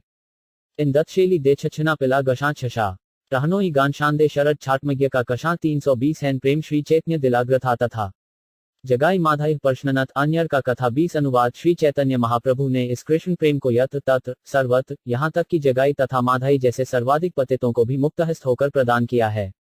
तो भला उन सब के विषय में क्या कहा जाए, जो पहले से पवित्र तथा उन्नत हैं? तात्पर्य मानव समाज के लिए श्री चैतन्य महाप्रभु द्वारा दी गई भेंटों तथा अन्यों की भेंटों में अंतर यह है कि तथाकथित परोपकारी और मानवीय कार्यकर्ताओं ने मानव समाज को शरीर से संबंधित कुछ राहत दी है, जबकि श्री चैतन्य महाप्रभु भगवत प्रेम द्वारा भगवत धाम वापस जाने के लिए सर्वश्रेष्ठ साधन प्रदान करते हैं। यदि इन दोनों भेंटों की तुलना की जाए, तो जो व्यक्ति थोड़ा सा भी गंभीर होगा, वह श्री चैतन्य महाप्रभु को ही सर्वाधिक श्रेय प्रदान करेगा। इसीलिए कविराज गोस्वामी ने इस आशय के साथ ही कहा है, श्री कृष्ण चैतन्य दया करा विचार करेले चित्त पावे चमत्कार। यदि आप तर्क में सचमुच रुचि रखते हैं, तो कृपया उसका प्रयोग श्री चैतन्य महाप्रभु की कृपा पर कीजिए। यदि आप ऐसा करेंगे तो पाएंगे कि यह अतीव अद्भुत है। चैतन्य चरितामृत आदि 8.15 श्री नरोत्तम दास ठाकुर का कहना है, दीनहीन यच्छिल हरि नामे उद्धारिल वार साक्षी जयाय माधाई। जमाई तथा माधाई दोनों भाई इस कलयुग के पापी लोगों के प्रतिनिधि हैं। वे समाज में अत्यंत उत्पात मचाने वाले व्यक्ति थे, क्योंकि वे मांसभक्षक, शराबी, सत्री, लंपट, धूर्त तथा चोर थे। फिर भी श्री चैतन्य महाप्रभु ने उनका उद्धार किया, तो फिर गंभीर, पवित्र, भक्त तथा विवेकवान व्यक्तियों के विषय में क्या कहना। भगवद गीता भी पुष्टि करती है कि पुनब्रह्मण पुण्य भक्ता राजर्षयः तथा कि ब्राह्मण तुल्य सुयोग्य भक्तों और राजर्षियों के लिए तो कहना ही क्या। जो भी व्यक्ति शुद्ध भक्त की संगति से कृष्ण भावना भावित हो जाता है, वह भगवत धाम वापस जाने का पात्र बन जाता है। भगवद गीता 9.32 में भगवान घोषणा करते हैं, माही पार्थ व्यपाश्रित्य येठपि स्युः पाप्यो न खरियो वेश्यास्था शूद्रस्तेडपि यान्ति परांतिम। हे पृथापुत्र, जो मेरी शरण में आ जाते हैं, वे भले ही निम्न कुल में जन्मे हों, प्रिया, वैश्य तथा शूद्र ही क्यों न हो, वे परम गति को प्राप्त कर सकते हैं। श्री चैतन्य महाप्रभु ने जगाई तथा माधाई नामक 2 पतित भाइयों का उद्धार किया, किंतु आज के समय में पूरी दुनिया जगाइयों तथा माधाइयों अर्थात व्यभिचारियों, मांसभक्षकों, जुआरियों, चोरों तथा अन्य धूर्तों से भरी हुई है, जो समाज में सभी तरह के उत्पात करते हैं। ऐसे व्यक्तियों के कार्य अब सामान्य व्यवहार जैसे हो चुके हैं। शराबी, व्यभिचारी, मांसाहारी, चोर या ठग होना अब बुरा नहीं माना जाता, क्योंकि मानव समाज ऐसी बातों को आत्मसात कर चुका है। किंतु इसका अर्थ ये भी नहीं होता कि ऐसे व्यक्तियों के दुर्गुण मानव समाज को माया के चंगुल से छुड़ाने में सहायता करेंगे। उल्टे, ये लोग मानवता को भौतिक प्रकृति की कठोर प्रतिक्रियाओं में फंसा देंगे। मनुष्य के सारे कार्यकलाप भौतिक प्रकृति के गुणों के प्रभाव में संपन्न होते हैं। प्रकृति क्रियमाणानि गुण कर्माणि सर्वशः। चूंकि लोग अब तमोगुण तथा कुछ हद तक रजोगुण के प्रभाव में कार्य करते हैं और उनमें जरा सा भी सत्वगुण नहीं पाया जाता, इसीलिए वे अधिकाधिक लोभी तथा कामी होते जा रहे हैं, क्योंकि इन गुणों की संगति करने का यही परिणाम होता है। तदा रजस्तमोभावाः कामलोभादेशतव्ये। भौतिक प्रकृति के इन 2 निम्न गुणों का संग करने से मनुष्य कामी तथा लोभी बन जाता है। भागवत 1.2.19। वस्तुतः आधुनिक मानव समाज में हर व्यक्ति लोभी तथा कामी है, अतएव उसके उद्धार का एकमात्र साधन है श्री चैतन्य महाप्रभु का संकीर्तन आंदोलन, जो सारे जगाइयों तथा माधाइयों को सत्वगुण के सर्वोच्च पद अर्थात ब्राह्मण संस्कृति तक ले जा सकता है। श्रीमद्भागवत 1.2.18-19 का वचन है, नष्टप्रायश भद्रेषु नित्यम भागवत सेव्या भगवत्युत्मश्लोके भक्तिध्वति नैष्टिकी तदा रजस्तमो भावाः कामलोभादेश। ये चेतैतर्नविद स्थित सत्वे प्रसीदाति। मानव समाज में फैली अस्तव्यस्तता को देखते हुए यदि कोई सचमुच सुख शांति चाहता है, तो उसे कृष्ण भावनामृत आंदोलन में सम्मिलित होना चाहिए और निरंतर भागवत धर्म में लग जाना चाहिए। इससे सारा अज्ञान तथा विषयवासना दूर हो जाते हैं और इनके दूर हो जाने पर मनुष्य को लोभ तथा काम से भी छुटकारा मिल जाता है। लोभ तथा काम से मुक्त होने पर मनुष्य में ब्राह्मण के गुण आ जाते हैं, और जब ब्राह्मण के गुणों वाला व्यक्ति और प्रगति करता है तब वह वैष्णव पद को प्राप्त कर लेता है। इसी वैष्णव पद पर पहुंचकर मनुष्य अपने सुख भगवत प्रेम को जागृत कर सकता है और ऐसा करते ही उसका जीवन सफल हो जाता है। आज के मानव समाज में विशेष रूप से तमोगुण ही पोषित हो रहा है, यद्यपि रजोगुण के भी कुछ लक्षण विद्यमान हैं। काम तथा लोभ से भरे होने के कारण संसार की सारी जनसंख्या में अधिकांश लोग शूद्र हैं तथा कुछ वैश्य हैं और धीरे धीरे वे केवल शूद्र बनते जा रहे हैं। साम्यवाद शूद्रों का आंदोलन है और पूंजीवाद वैश्यों के लिए है। शूद्रों तथा वैश्यों की आपसी लड़ाई से समाज की पतित अवस्था के कारण धीरे धीरे साम्यवादी विजयी होंगे और ऐसा होते ही समाज में जो कुछ बचा है वह भी विनष्ट हो जाएगा। यदि साम्यवादी मनोवृत्ति का कोई मुकाबला कर सकता है तो वह कृष्ण भावनामृत आंदोलन है, जो साम्यवादियों में भी साम्यवादी समाज की असली चेतना जगा सकता है। साम्यवादी विचारधारा के अनुसार सरकार को ही वस्तु का मालिक होना चाहिए, लेकिन कृष्ण भावनामृत आंदोलन इस धारणा को विस्तार देते हुए ईश्वर को प्रत्येक वस्तु के स्वामी के रूप में स्वीकार करता है। लोग इसे नहीं समझ सकते, क्योंकि उन्हें ईश्वर की कोई धारणा नहीं है, किंतु कृष्ण भावनामृत आंदोलन उन्हें ईश्वर को समझने तथा ये समझने में सहायक बन सकता है कि हर वस्तु ईश्वर की है। चूंकि हर वस्तु ईश्वर की संपत्ति है और सारे ही जीव मनुष्य ही नहीं अपितु पशु पक्षी वृक्ष इत्यादि भी ईश्वर की संतानें हैं, अतएव हर एक को भगवत चेतना के साथ ईश्वर पर आश्रित रहकर जीने का अधिकार है। कृष्ण भावनामृत आंदोलन का यही सार तत्व है। अक्षरच रशंत तथा निषेधाम शांत विनाइन याट छांस माँ वैकन विछांत 90 स्वतंत्र ईश्वर प्रेम निगूढ़ भांडार बिलाल थारे तारे ना कईल विचार 21। अनुवाद पूर्ण पुरुषोत्तम भगवान के रूप में श्री चैतन्य महाप्रभु पूर्णतया स्वतंत्र हैं, अतएव वे अत्यंत गुहा रूप से संचित वरदान भगवत प्रेम को बिना भेदभाव के हर एक को वितरित कर सकते हैं। तात्पर्य भगवान चैतन्य के आंदोलन का यही लाभ है। यदि कोई किसी प्रकार से भी हरे कृष्ण आंदोलन के संपर्क में आता है तो चाहे वह शूद्र हो, वैश्य हो या जगाई माधाई या इनसे भी नीच हो, आध्यात्मिक चेतना में उसकी प्रगति होती है और उसमें तुरंत ही भगवत प्रेम विकसित हो जाता है। अब हमें इसका वास्तविक अनुभव है कि सारे विश्व में यह आंदोलन एकमात्र हरे कृष्ण महामंत्र के कीर्तन से अनेक ऐसे लोगों को भगवत प्रेमी बना रहा है। वस्तुतः श्री चैतन्य महाप्रभु सारे विश्व के गुरु के रूप में प्रकट हुए हैं। वे अपराधियों तथा निर्दोषों में भेदभाव नहीं करते। कृष्ण प्रेम प्रदायते, वे हर एक को मुक्तहस्त से भगवत प्रेम प्रदान करते हैं। इसका वास्तविक अनुभव किया जा सकता है, जैसा कि अगले श्लोक में बतलाया गया है। 29 नांद चैडे नग्ना कुब्दर्थंत्य शुनका के विवल्टम इगम 424 अध्यापे देख चैतन्य नाम ग्रेड ले। कृष्ण प्रेम पुलका शुभ से है 22 अनुवाद। चाहे कोई अपराधी हो या निर्दोष, यदि श्री कृष्ण चैतन्य प्रभु नित्यानंद का कीर्तन कोई अभी भी करता है तो वह भाव विभोर हो उठता है और उसकी आंखों में आंसू आ जाते हैं। तात्पर्य प्राकृत सहजीय जो निताई गौर राधे शाकमा कीर्तन करते हैं, उन्हें भागवत निष्कर्ष का बहुत कम ज्ञान होता है और वे वैष्णव विधि विधानों का पालन बहुत कम ही करते हैं, किंतु चूंकि वे भज निताई गौर का कीर्तन करते हैं, अतएव उनके कीर्तन से तुरंत ही अश्रु तथा आनंदातिरिक्त के अन्य भावलक्षण प्रकट हो आते हैं। यद्यपि वे वैष्णव दर्शन के सिद्धांतों को नहीं जानते और ज्ञान में अधिक उन्नत नहीं होते, किंतु वे इन लक्षणों से बहुत से लोगों को अपने अनुयायी हो जाने के लिए आकृष्ट करते हैं। निस्संदेह उनके भावाशु अंततः उनके सहायक बन सकते हैं, क्योंकि शुद्ध भक्त के संपर्क में आते ही उनके जीवन सफल हो जाएंगे।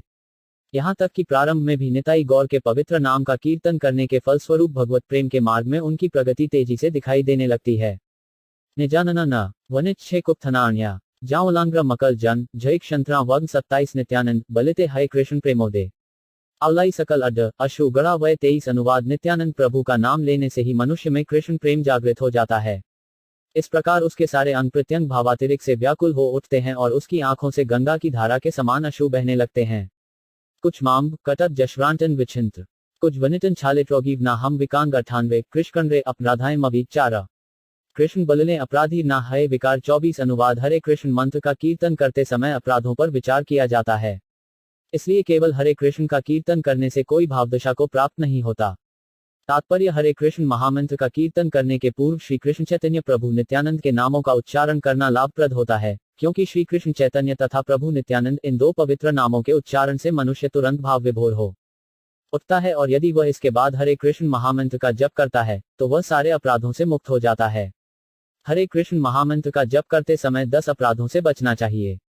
पहला अपराध है उन महापुरुषों की निंदा करना जो भगवान नाम का वितरण करने में लगे हुए हैं।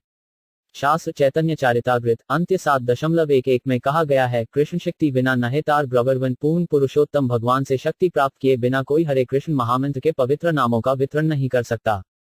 अतएव इस कार्य में लगे किसी भक्त की निंदा नहीं करनी चाहिए। श्री पद्म पुराण का कथन है, सता निंदा नाम परमंप्राद वित्नुते यथा ख्याति याव कथमुसहते तद्विहा। हरे कृष्ण महामंत्र की महिमा का प्रचार करने में लगे महान संत पुरुषों की निंदा करना पवित्र नाम के चरण कमलों पर घोर अपराध है। हरे कृष्ण महामंत्र की महिमा के प्रचारक की आलोचना नहीं करनी चाहिए। यदि कोई ऐसा करता है तो वह अपराधी है। नाम प्रभु जो कृष्ण से अभिन्न है, ऐसे निंदनीय कार्य को कभी सहन नहीं करेंगे, भले ही कोई कितना बड़ा भक्त क्यों न कहा जाता हो। द्वितीय नामाप्राग्धा वर्णन इस प्रकार है, शिवस्य श्री विष्णुय यह गुणनामादिस्कल धिया भिन्न पश्येत स खलु हरिनामाहित कर। इस भौतिक जगत में विष्णु का नाम सर्वमंगलदायक है। विष्णु के नाम, रूप, गुण तथा लीलाएं ये सभी दिव्य परम ज्ञान है। अतएव जो कोई भगवान के नाम अथवा उनके दिव्य रूप, गुण या लीलाओं को भौतिक समझकर उनसे भगवान पृथक करना चाहता है, वह अपराध करता है। इसी प्रकार शिवजी जैसे देवताओं के नामों को विष्णु के नाम के समान बताना अथवा दूसरे शब्दों में शिवजी तथा अन्य देवताओं को ईश्वर के अन्य रूप मानकर विष्णु के ही समान बताना भी निंदनीय है। ये भगवान पवित्र नाम के चरण कमलों पर दूसरा अपराध है। भगवान पवित्र नाम के चरण कमलों पर तीसरा अपराध है गुरोर्वज्ञा, अर्थात गुरु को भौतिक मानकर उसके उच्च पद से ईर्ष्या करना। चौथा अपराध है श्रुतिशास्त्र निंदनम, वैदिक साहित्य जैसे चारों वेदों तथा पुराणों की निंदा करना। पांचवा अपराध अर्थवाद है, ऐसा मानना कि नाम की महिमा को बड़ा चढ़ाकर कहा गया है। इसी प्रकार छठा अपराध है हरिनामनी कल्पनम, हरि नाम को काल्पनिक मानना। सातवें अपराध का वर्णन इस प्रकार हुआ है, नाग्नो बलाद्यस्य ही पाप बुद्धि न विद्यते तस्य अमर ही शुद्धि। ये सोचकर कि हरे कृष्ण मंत्र सारे पाप कर्मों के फलों को नष्ट करने वाला है, अतएव पाप कर्म करते रहना और उन्हें काटने के लिए हरे कृष्ण मंत्र का उच्चारण करना हरिनाम के चरण कमलों पर सबसे बड़ा अपराध है। आठवें अपराध का वर्णन इस प्रकार हुआ है, धर्मव्रत त्यागहुतादिसव शुक्रिया संयमपी प्रमाद। हरे कृष्ण मंत्र के कीर्तन को धार्मिक अनुष्ठान मानना अपराध है। धार्मिक उत्सव मनाना, व्रत करना, वैराग्य का अभ्यास करना तथा यज्ञ करना ये भौतिकतावादी शुभ कार्य हैं। हरे कृष्ण महामंत्र के कीर्तन की तुलना कभी ऐसे भौतिकतावादी धार्मिक कार्यों से नहीं की जानी चाहिए। ये भगवान के पवित्र नाम के चरण कमलों पर अपराध है। नवां अपराध इस प्रकार है, अश्रवधाने व्युखे 5 पेशवनवाती यश्चोपदेश शिवनाम अपराध। ऐसे लोगों के बीच पवित्र नाम महिमा का प्रचार करना अपराध है, जिनमें बुद्धि न हो या जिन्हें इस विषय में कोई श्रद्धा न हो।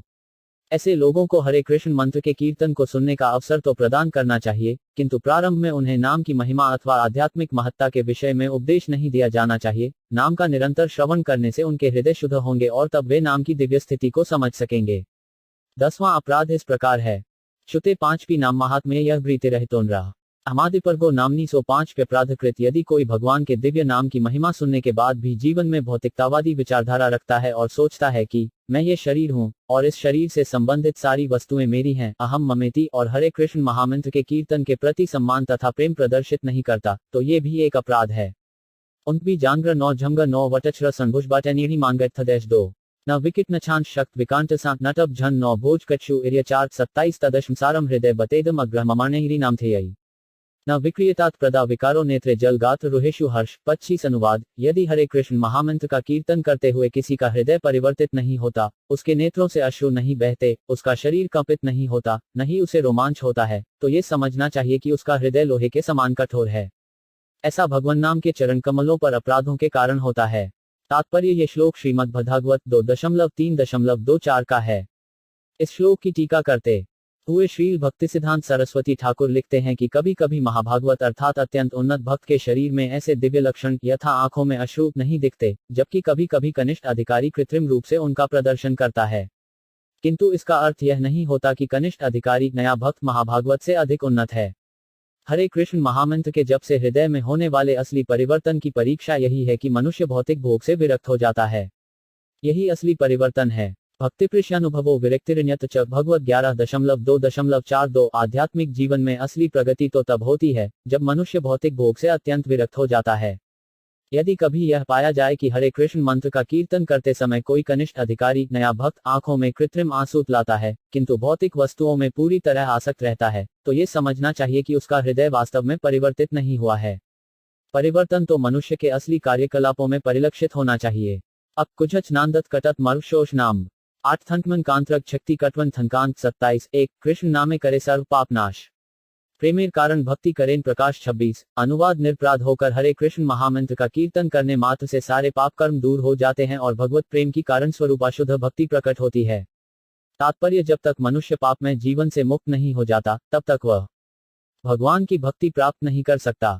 इसकी पुष्टि भगवद गीता 7.28 में हुई है। ये शांतवंतगत पार्षद जनाना पुण्य कर्मनास ते द्वंद्व मोह निर्मुक्ता भजनते मां हडपता। जिन लोगों ने पूर्व जन्म में तथा इस जन्म में पुण्य कर्म किए हैं और जिनके पाप कर्म समूल नष्ट हो चुके हैं, वे मोह के द्वंद्व से मुक्त हो जाते हैं और वे संकल्प पूर्वक अपने आप को मेरी सेवा में लगाते हैं। जो व्यक्ति पाप में जीवन के सारे कलंकों से निर्मल हो चुका है, वह अविचलित या द्वंद्वरहित होकर भगवत भक्ति में लग जाता है। इस युग में यद्यपि लोग अत्यधिक पापी हैं, किंतु हरे कृष्ण महामंत्र के कीर्तन मात्र से उन्हें अपने पापों के फलों से छुटकारा मिल जाता है। एक कृष्ण नाम में केवल कृष्ण के नाम के कीर्तन से यह संभव हो जाता है। इसकी पुष्टि श्रीमद् भागवत 12.3.51 में हुई है। कीर्तनादु एव कृष्ण से मुक्तिसिद्ध चैतन्य महाप्रभु ने भी हमें यही सिखलाया है।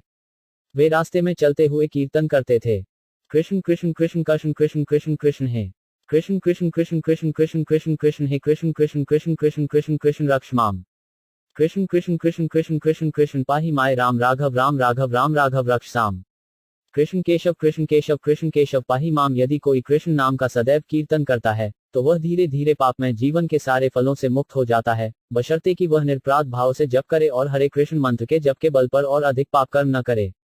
इस तरह मनुष्य शुद्ध हो जाता है और उसकी भक्ति से उसका सुख भगवत प्रेम जागृत हो उठता है। केवल हरे कृष्ण मंत्र का कीर्तन करने से तथा पाप एवं अपराध न करने से उसका जीवन शुद्ध हो जाता है और वह सिद्धि की 5वीं अवस्था को प्राप्त करता है, अर्थात भगवान की प्रेमाभक्ति में प्रवृत्त होता है। प्रेमापुमृथो महान 8 थनन वेफ्टग्न शक्थन विकांग यूरो बरे कर्ण शुनकाली भन्नेनालंधात 21 प्रेमेर उदय है प्रेमेर विकार स्वेद कम पुलकादि गदगदाशुधार 27। अनुवाद, जब किसी में सचमुच भगवान की दिव्य प्रेमाभक्ति जागृत होती है तो इससे शरीर में स्वेद, कंपन, हृदय का स्पंदन, वाणी का अवरोध तथा आंखों में अश्रु जैसे रूपांतरण उत्पन्न होते हैं। तात्पर्य, असली भगवत प्रेम होने पर मनुष्य के शरीर में स्वतः ये रूपांतरण प्रकट होते हैं। मनुष्य को उनकी कृत्रिम रूप से नकल नहीं करनी चाहिए। भौतिक वस्तु के लिए इच्छा करना हमारा रोग है, यहाँ तक कि आध्यात्मिक जीवन में प्रगति करते समय भी हम भौतिक प्रतिष्ठा चाहते हैं। मनुष्य को इस रोग से मुक्त होना चाहिए। शुद्ध भक्ति तो अन्याधिलाषिता शून्यई अर्थात किसी भौतिक वस्तु की इच्छा से रहित होनी चाहिए।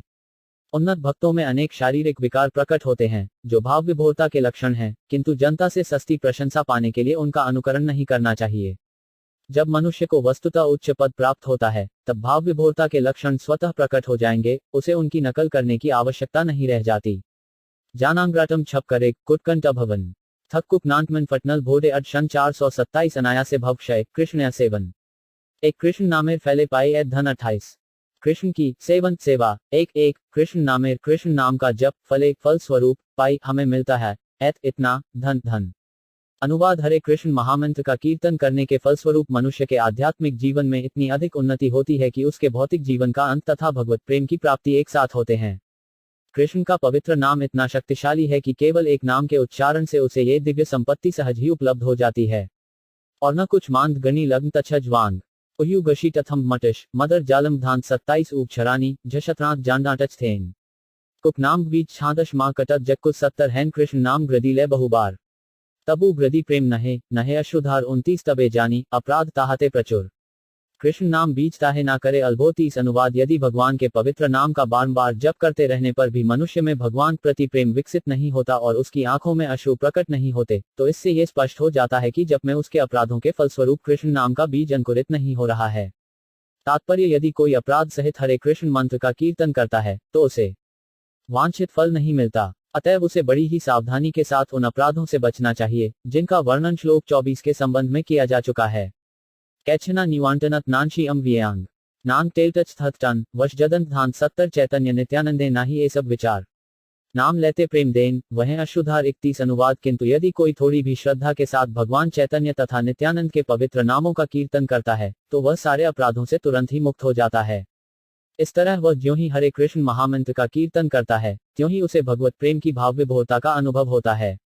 तात्पर्य, इस संदर्भ में श्री भक्ति सिद्धांत सरस्वती ठाकुर कहते हैं कि यदि कोई श्री चैतन्य महाप्रभु तथा नित्यानंद की शरण लेता है और उनके इस उपदेश का पालन करता है कि वृक्ष से भी अधिक सहिष्णु तथा घास से भी अधिक विनीत बनो, तो उसे शीघ्र ही भगवान की प्रेमाभक्ति का स्तर प्राप्त होता है और उसके नेत्रों में आंसू आ जाते हैं। हरे कृष्ण महामंत्र के कीर्तन के समय कुछ अपराधों पर ध्यान रखना आवश्यक है, किंतु गौर नित्यानंद के नामों के उच्चारण में ऐसी बात नहीं है। अतएव यदि कोई जीवन भर हरे कृष्ण महामंत्र का कीर्तन करे, किंतु उसका जीवन पापकर्मों से भरा रहे, तो उसके लिए भगवान की प्रेमाभक्ति प्राप्त कर सकना अत्यंत कठिन होगा। किंतु यदि अपराधी होते हुए भी वह गौर नित्यानंद के नामों का कीर्तन करता है, तो उसके सारे पाप कर्मों के फल तुरंत दूर हो जाते हैं। इसलिए मनुष्य को सबसे पहले चैतन्य महाप्रभु तथा नित्यानंद के पास जाना चाहिए या गुरु गौरांग की पूजा करनी चाहिए और तब राधा कृष्ण की पूजा के स्तर पर आना चाहिए। हमारे कृष्ण भावनामृत आंदोलन में शिष्यों को पहले गुरु गौरांग की पूजा का उपदेश दिया जाता है और जब वे कुछ उन्नति कर लेते हैं, तब राधा कृष्ण का अर्चा विग्रह स्थापित किया जाता है और उन्हें भगवान पूजा में लगाया जाता है। अंततः राधा कृष्ण तक पहुंचने के लिए सर्वप्रथम गौर नित्यानंद की शरण में जाना आवश्यक है। इस संदर्भ में श्री नरोत्तम दास ठाकुर का गीत है, गौर आर बलिते हबे पुलक शरीर हरि हरि बलिते नने बबे नीर आर कबे निताई चांदेर करुणाकारी ने संसार वासना मोर कबे तुच्छ हबे विषय छाड़िया कबे शुद्ध हबे मन कबे हाम है रब श्री वृंदावन। प्रारंभ में मनुष्य को श्री गौर सुंदर के पवित्र नाम का नियमित कीर्तन करना चाहिए और तब नित्यानंद प्रभु के नाम का। इस प्रकार मनुष्य का हृदय भौतिक भोग की मलिन इच्छाओं से निर्मल हो सकेगा। तब वह भगवान कृष्ण की पूजा करने वृंदावन धाम जा सकता है। श्री चैतन्य तथा नित्यानंद की कृपा हुए बिना वृंदावन जाने की आवश्यकता नहीं है, क्योंकि यदि मनुष्य का चित्त शुद्ध नहीं है, तो वह वृंदावन जाकर भी वृंदावन का दर्शन नहीं कर सकता। वास्तव में वृंदावन जाने का अर्थ है भक्तिरसायत सिंधु विदर्भ माधव, ललित माधव तथा 6 गोस्वामियों द्वारा लिखित अन्य पुस्तकों को पढ़कर इन गोस्वामियों की शरण ग्रहण करना। इस तरह से राधा कृष्ण के दिव्य प्रेम भाव को समझा जा सकता है। कबे हाम बुझब से युगल प्रीति। राधा कृष्ण का माधुर्य प्रेम सामान्य मानवीय व्यापार नहीं है, ये पूर्णतया दिव्य है। राधा कृष्ण को समझने, उनकी पूजा करने तथा उनकी प्रेमाभक्ति में लगने के लिए मनुष्य को श्री चैतन्य महाप्रभु, नित्यानंद प्रभु तथा चैतन्य महाप्रभु के प्रत्यक्ष शिष्य 6 गोस्वामियों से मार्गदर्शन ग्रहण करना चाहिए। सामान्य व्यक्ति के लिए राधा कृष्ण की पूजा की अपेक्षा श्री चैतन्य तथा नित्यानंद प्रभु या पंचतत्व की पूजा करना सरल है। जब तक कोई परम भाग्यशाली न हो, तब तक उसे सीधे राधा कृष्ण की पूजा करने के लिए नहीं कहना चाहिए। एक नया शिष्य, जिसे शास्त्रों का पर्याप्त ज्ञान नहीं है या अनुभूति नहीं है, उसे राधा कृष्ण की पूजा या हरे कृष्ण मंत्र का कीर्तन नहीं करना चाहिए। यदि वह ऐसा करता भी है, तो उसे वांछित फल नहीं मिल पाता। अतएव मनुष्य को निताई गौर के नामों का कीर्तन करना चाहिए और झूठी प्रतिष्ठा को ताक पर रखकर उनकी पूजा करनी चाहिए। चूंकि इस जगत का प्रत्येक व्यक्ति पाप कर्मों से न्यूनाधिक प्रभावित होता ही है, अतएव प्रारंभ में यह नितांत आवश्यक है कि वह गुरु गौरांग की पूजा करे और उनकी कृपा की याचना करे, क्योंकि ऐसा करने से अपनी सारी अयोग्यताओं के बावजूद भी वह राधा कृष्ण विग्रह की पूजा करने का पात्र बन जाता है। इस संबंध में ये ध्यान देना होगा कि भगवान कृष्ण तथा गौर सुंदर दोनों ही नाम पूर्ण पुरुषोत्तम भगवान से अभिन्न हैं। इसलिए कभी भी यह नहीं सोचना चाहिए कि एक नाम दूसरे से अधिक सक्षम है। फिर भी इस युग के लोगों की स्थिति को देखते हुए श्री चैतन्य महाप्रभु के नाम का कीर्तन हरे कृष्ण महामंत्र के कीर्तन से अधिक आवश्यक है, क्योंकि श्री चैतन्य महाप्रभु सर्वाधिक दयालु अवतार हैं और उनकी कृपा अपेक्षाकृत शीघ्र प्राप्त हो जाती है। अतएव मनुष्य को सर्वप्रथम श्री कृष्ण चैतन्य प्रभु नित्यानंद श्री अद्वैत गद्याधर श्रीवासादि यौरभक्त वृंद का कीर्तन करते हुए श्री चैतन्य महाप्रभु की शरण लेनी चाहिए। गौर नित्यानंद की सेवा करने से मनुष्य भवबंधन से मुक्त हो जाता है और राधा कृष्ण विग्रह की पूजा करने के योग्य बन जाता है। अजश के थिंत थडू झूठ फेनाम डांट ना छजटन कडू मार्ड्य निढांग 79 स्वतंत्र ईश्वर प्रभु अत्यंत उदार तारे ना भजले कभू ना है निस्तार 32। अनुवाद श्री चैतन्य महाप्रभु स्वतंत्र पूर्ण पुरुषोत्तम भगवान और वे अत्यंत दयालु हैं। उनकी पूजा किए बिना किसी को मुक्ति नहीं मिल सकती। तात्पर्य श्री भक्ति सिद्धांत सरस्वती ठाकुर इस प्रसंग में कहते हैं कि श्री चैतन्य महाप्रभु की पूजा करने के लिए राधा कृष्ण की पूजा का परित्याग नहीं करना चाहिए। केवल राधा कृष्ण या चैतन्य महाप्रभु की पूजा करके कोई आगे नहीं बढ़ सकता। मनुष्य को 6 गोस्वामियों के आदेशों का उल्लंघन करने का प्रयास नहीं करना चाहिए, क्योंकि वे आचार्य हैं और चैतन्य महाप्रभु के अत्यंत प्रिय हैं। इसीलिए नरोत्तम दास ठाकुर गाते हैं, रूप रघुनाथ पदे हड़बे आकुति कबे हाम बुझब से युगल प्रीति। भक्त को श्री रूप गोस्वामी से लेकर रघुनाथ दास गोस्वामी तक सारे 6 गोस्वामियों का विनीत अनुयायी होना चाहिए। उनके आदेशों का पालन न करके गौर सुंदर एवं राधा कृष्ण की पूजा की कल्पना करना महान अपराध है, जिसके फलस्वरूप मनुष्य नरक को जाता है। यदि कोई 6 गोस्वामियों के आदेशों की उपेक्षा करता है और उसके बाद भी राधा कृष्ण का तथाकथित भक्त बनता है, तो वह राधा कृष्ण के असली भक्तों की आलोचना ही करता है। इस मनोकल्पना के फलस्वरूप वह गौर सुंदर को सामान्य भक्त मानता है, अतएव वह राधा कृष्ण की सेवा करने में प्रगति नहीं कर सकता। 7 टव भरिच टनाक क्षण त्यछना मैजन कैरना शस्य घांच उझानिट मकल 77। और मूर लोक शुन चैतन्य मडल चैतन्य महिमा ग्राते जानिबे सकल 33। अनुवाद और मूर्खों, जरा श्री चैतन्य मंगल तो पढ़ो। इस ग्रंथ को पढ़कर तुम श्री चैतन्य महाप्रभु की सारी महिमाओं को समझ सकते हो।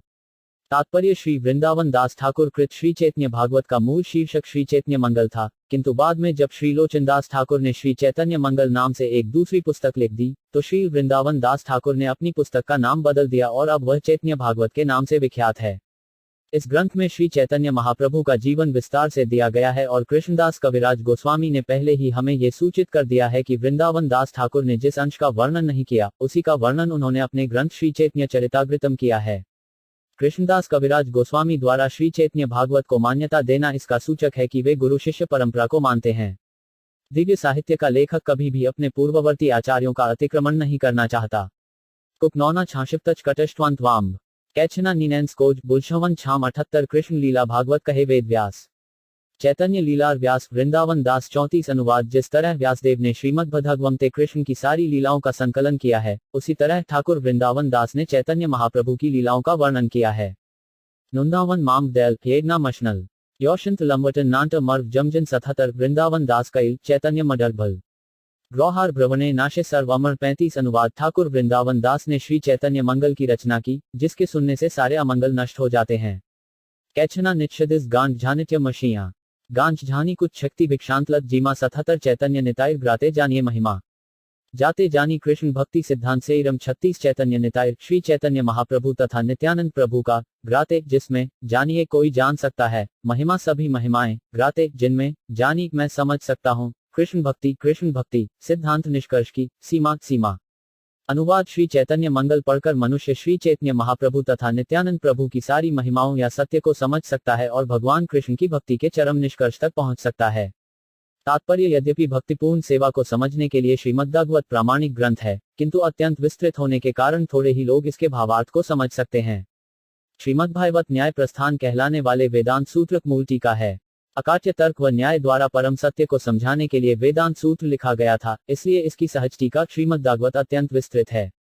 पेशेवर कथाकारों ने ऐसा प्रचार कर रखा है कि श्रीमद्भागवत में केवल कृष्ण की रासलीला का ही वर्णन है, यद्यपि इसका वर्णन केवल 10वें स्कंद अध्याय 29-33 में हुआ है।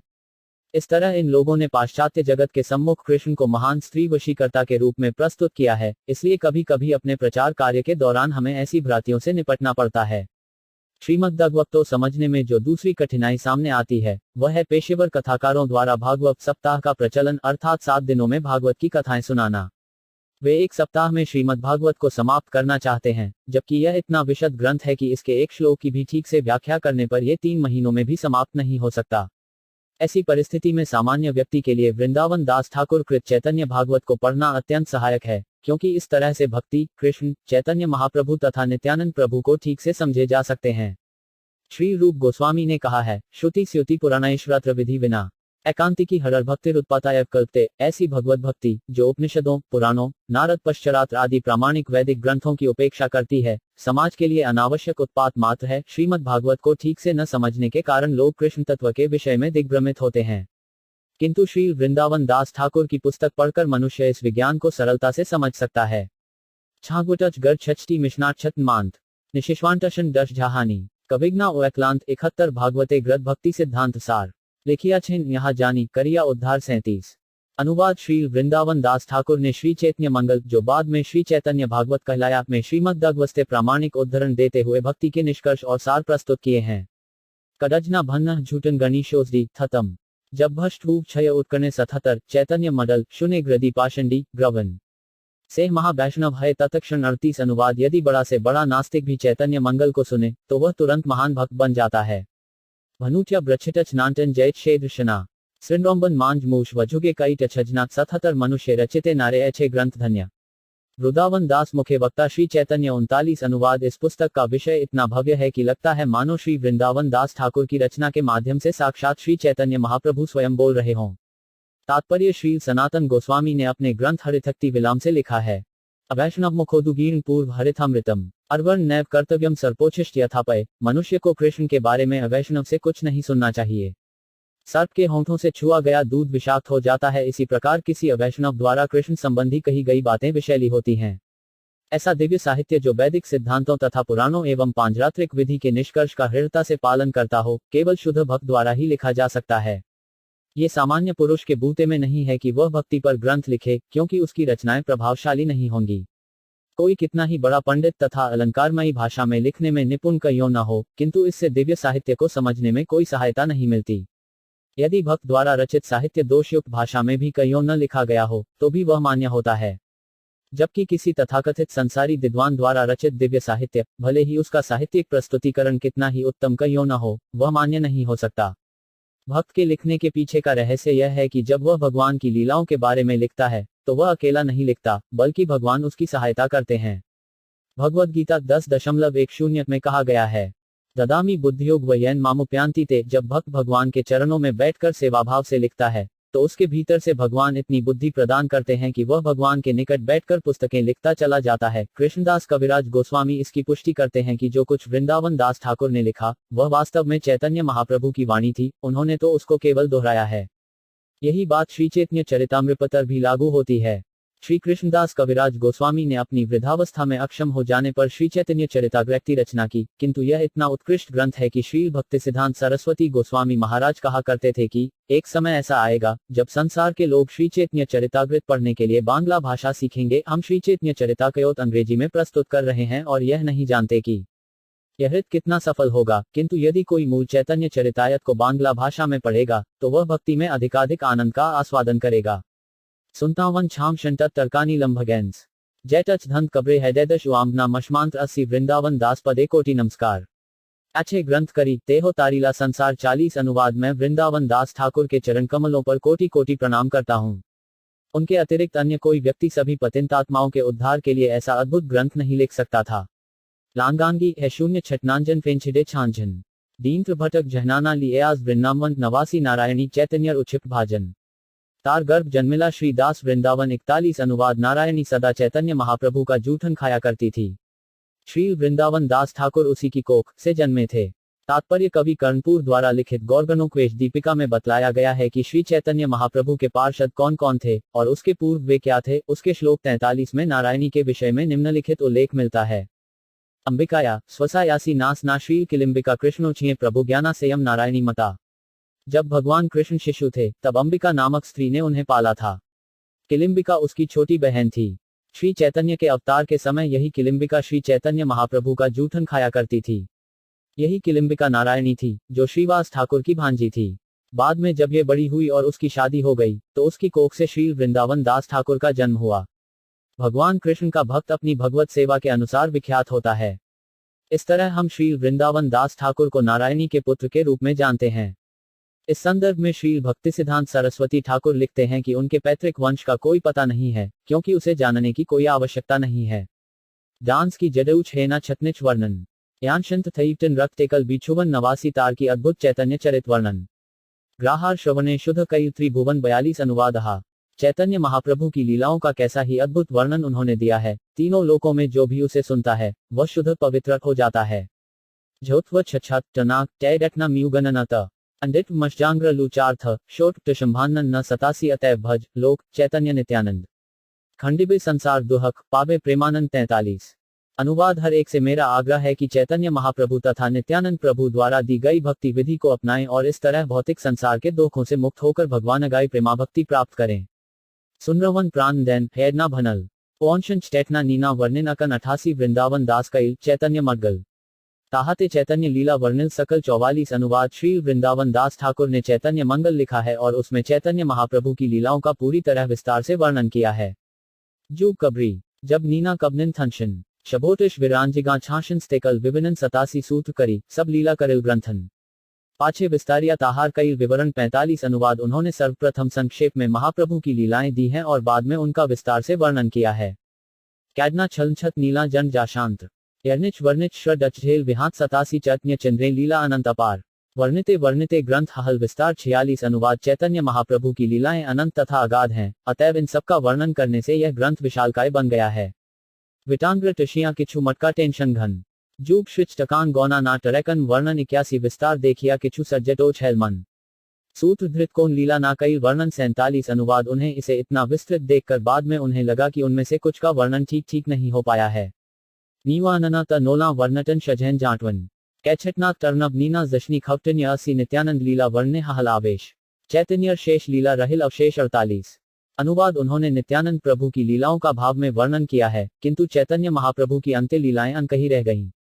मरे जब नोनलांत उनिच विभिन्न श्रृंशामवन वांजी छठ फेच कछिज मन 87 से ही सब लीलार शुनिते विवरण। वृंदावन वासी भक्तें उत्कंठित मन 49। अनुवाद वृंदावन के सारे भक्त इन लीलाओं को सुनने के लिए अत्यंत उत्सुक रहते थे।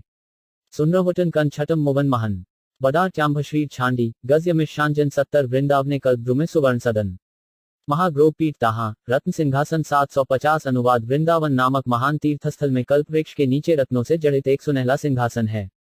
छाटड वी जांच जपतम बटन्ना तत्नन मन तशोबिन टर्व मांग मानक्रांडायन 70। ताते वसी आछे सदा ब्रजेंद्र नंदन श्री गोविंद देव नाम साक्षात मदन 51। अनुवाद उस सिंहासन पर नंद महाराज के पुत्र श्री गोविंद देव विराजमान हैं, जो दिव्य कामदेव हैं। जांच टनवाशक दींश विच भी थनकांग जिया जांगशी एया यज्ञ झलकांस 9। राज सेवा है ताहा विचित्र प्रकार दिव्य सामग्री दिव्य वस्त्र अलड्डार 52। अनुवाद वहां पर गोविंद देव की नाना प्रकार से राजसी सेवा की जाती है। उनके वस्त्र आभूषण तथा साज सामग्री सभी दिव्य हैं। जज टम्व टम्वा कट जनुस्कन जज वच्छटन टम्वा नासांग वर्णन 77। सहस्त्र सेवक सेवा करे अनुक्षण सहस्त्र वदने सेवा नाग्राय वर्णन 53। अनुवाद गोविंद जी के उस मंदिर में हजारों सेवक भक्ति भाव से सदैव भगवान की सेवा में लगे रहते हैं। हजारों मुखों से भी इस सेवा का वर्णन कर पाना संभव नहीं है। मवांत्र जथाक की शंछे बिन तरगणे 4-71 मर्व छजन शंकांगे 78। सेवार अध्यक्ष श्री पंडित हरिदास तार ग्रशा गुण सर्व जगते प्रकाश 54। अनुवाद उस मंदिर के मुख्य सेवक श्री हरिदास पंडित हैं। उनके गुण तथा उनका यश सारे जगत में प्रसिद्ध है। तात्पर्य श्री हरिदास पंडित गदाधर पंडित के शिष्य श्री अनंत आचार्य के शिष्य थे। जुगीन मश गांड वफाना भंडीव अशुभ वकन मशुत एछो मशन थैन 87। सुशील सहिष्णु शांत वदान्य गंभीर मधुर वचन मधुर चेष्टा महाधीर 55। अनुवाद वे सुशील सहनशील शांत वदान्य गंभीर मृदुभाषी तथा अत्यंत धीर थे। जवान जगग्रान कराय कटनजन जवान शची कोयला भांज जब दिश्मा ना जानटन छा छिच 7। सबार सम्मान करता करेन सबार हित कौटिल्य मात्सा हिंसा ना जाने तार चित 56। अनुवाद वे सबको सम्मान देते थे और सबकी भलाई के लिए कार्य करते थे। उनके मन में कूटनीति ईर्ष्या तथा द्वेष लेशमात्र भी नहीं थे। कृटकन टय जांगावरक जनशु शक्षण मजब छटनगंत जीत जनतौटत निवास 71। कृष्णयरे साधारण सद्गुण पन्यास से सब गुण ताण शरीरे निवास 57। अनुवाद उनके शरीर में भगवान कृष्ण के 50 गुण विद्यमान थे। तात्पर्य भक्ति साहित्य सिंधु में श्री कृष्ण के दिव्य गुणों का उल्लेख हुआ है। इनमें से 50 मुख्य हैं, अनेता सुरम्याऊ इत्यादि, और श्री हरिदास पंडित में भी किद्धित मात्रा में ये सभी गुण विद्यमान थे। चूंकि सारे जीव पूर्ण पुरुषोत्तम भगवान के अंश हैं, अतएव श्री कृष्ण में विद्यमान ये 50 गुण मूल रूप में हर जीव में अल्प मात्रा में पाए जाते हैं। बद्ध जीवों में भौतिक प्रकृति के संपर्क में रहने के कारण ये गुण दृष्टिगोचर नहीं होते, किंतु जब कोई शुद्ध भक्त बन जाता है तो ये सारे गुण स्वतः प्रकट होते हैं। इसका उल्लेख श्रीमद्भागवत 5.18.12 में हुआ है, जैसा कि अगले श्लोक से स्पष्ट है। यमांडी छछी उंटवा की कना मेवे जमानजच जुन्ना 4 शताब छछुमा कुच्छा मशल जुंगो भटना व्रतशनामछी शामवच्छा वछी 170 बस्यास्ति भक्तिर्भगवत्य की ज्ञाना सर्वेर गुणस्तत्र समास्ते सुरा हराब भक्तस्य कुतो महद्गुना मनोरथिना सती धावतो बही 58। अनुवाद यदि किसी में कृष्ण के प्रति अविचल भक्तिमयी श्रद्धा है तो उसमें कृष्ण तथा सारे देवताओं के सद्गुण धीरे धीरे प्रकट होते रहते हैं। किंतु जिसमें पूर्ण पुरुषोत्तम भगवान प्रति भक्ति नहीं होती, उसमें सुयोग्यता नहीं होती, क्योंकि वह मनोकल्पना द्वारा भगवान बाह्य रूप भौतिक जगतम लगा रहता है। शिंडिच भूमांकित शियाखब जानचार्य कुछ थम्मक जनु ऊनाज मर्व जहां 77। पंडित गोसाजिर शिष्य अनंत आचार्य कृष्ण प्रेममय तनु उदार सर्वात्र 59। अनुवाद अनंत आचार्य गदाधर पंडित के शिष्य थे। उनका शरीर सदैव भगवत प्रेम में न मग्न रहता था। वे उदार थे और सभी प्रकार से उन्नत थे। दाशंत्र खंड 71 टक कक्ष कौंग दीम शिशन शियाहे शंझिच डबनिश्रम 70 ताहार अनंत गुण के करु प्रकाश तार प्रिय शिष्य पंडित हरिदास 60। अनुवाद अनंत आचार्य समस्त सद्गुणों के आगार थे। उनके बड़प्पन का अनुमान कोई नहीं लगा सकता। पंडित हरिदास उन्हीं के प्रिय शिष्य थे। तात्पर्य श्री भक्ति सिद्धांत सरस्वती ठाकुर अपने अनुभाष्य में लिखते हैं कि श्री अनंत आचार्य श्री चैतन्य महाप्रभु के नित्य पार्षदों में से एक हैं। पहले भगवान कृष्ण के अवतार के समय वे 8 गोपियों में से एक सुदेवी नामक गोपी थे। गौरगणोद्वेश दीपिका श्लोक 165 में ऐसा कहा गया है, अनंताचार्य गोस्वामी यात सुदेवी पुरा ब्रजे। अनंत आचार्य गोस्वामी प्राचीन काल में ब्रज में सुदेवी गोपी थे। जगन्नाथपुरी या पुरुषोत्तम क्षेत्र में अनंत आचार्य द्वारा स्थापित गंगामाता मठ है। इस मठ की गुरु शिष्य परंपरा में वे विनोद मंजरी कहलाते हैं। उनके एक शिष्य थे हरिदास पंडित गोस्वामी, जो श्री रघुगोपाल तथा श्री रासमंजरी के नाम से भी जाने जाते हैं। उनकी शिष्या लक्ष्मी प्रिया पुटिया की राजकुमारी गंगा माता की मौसी थीं। गंगा माता जयपुर के कृष्ण मिश्र से श्री रसिकराय नामक एक विग्रह ले आई थीं, जिन्हें उन्होंने जगन्नाथपुरी में सार्वभौम के घर में स्थापित किया था। श्री अनंत आचार्य के बाद की 5वीं पीढ़ी के शिष्य श्री वनमाली थे। 6ठी पीढ़ी में श्री भगवान दास हुए जो बंगाली थे। 7वीं पीढ़ी में मधुसूदन दास हुए जो उड़िया थे। 8वीं पीढ़ी में नीलांबर दास, फिर 9वीं पीढ़ी में नरोत्तम दास, 10वीं पीढ़ी में पीतांबर दास और 11वीं पीढ़ी में माधव दास हुए। इस समय गंगा माता मठ के प्रभारी 12वीं पीढ़ी के शिष्य हैं। कच्छना निवांतनन छांस क्षेत्रन विश्वांग छना छत्रिटच छौंस भंजरब फैलांज 75 चैतन्य नित्यानंदे तार परम विश्वास। चैतन्य चरिते तार परम उल्लास 61 अनुवाद। पंडित हरिदास को चैतन्य महाप्रभु तथा नित्यानंद प्रभु में प्रगाढ़ श्रद्धा थी, अतएव वह उनकी लीलाओं तथा गुणों को जानने से उन्हें परम तुष्टि होती थी। वकट थांशी ना टंथंश टरकांस कांग्र मटना वांटका कटन ट्रैविक जद्दांत 79 वैष्णवेर गुणग्राही ना देखे दोष काय मनो वाक्य करे वैष्णव संतोष। 62 अनुवाद। वे वैष्णवों के सद्गुणों को सदैव स्वीकार करते थे और उनमें वे कोई दोष नहीं पाते थे। वे वैष्णवों को तुष्ट करने में ही अपना तन मन लगाते थे। तात्पर्य वैष्णव का ये गुण है कि वह दोषदर्शी होता है, अर्थात वह दूसरों के दोषों को कभी नहीं देखता। निस्संदेह हर मनुष्य में सद्गुण तथा दोष दोनों पाए जाते हैं। इसीलिए कहा गया है कि सजना गुणमिच्छन्ति दोषमिच्छन्ति पामराः, प्रत्येक व्यक्ति में दोषों तथा सद्गुणों का संयोग होता है। किंतु गंभीर होने के कारण वैष्णव जन मनुष्य के गुणों को ही ग्रहण करते हैं, उसके दोषों को नहीं, वैसे ही जैसे मक्खियां घाव ढूंढती हैं और मधुमक्खियां मधु। हरिदास पंडित को किसी वैष्णव में कभी कोई दोष नहीं दिखा, वे उसके सद्गुणों पर ही विचार करते थे।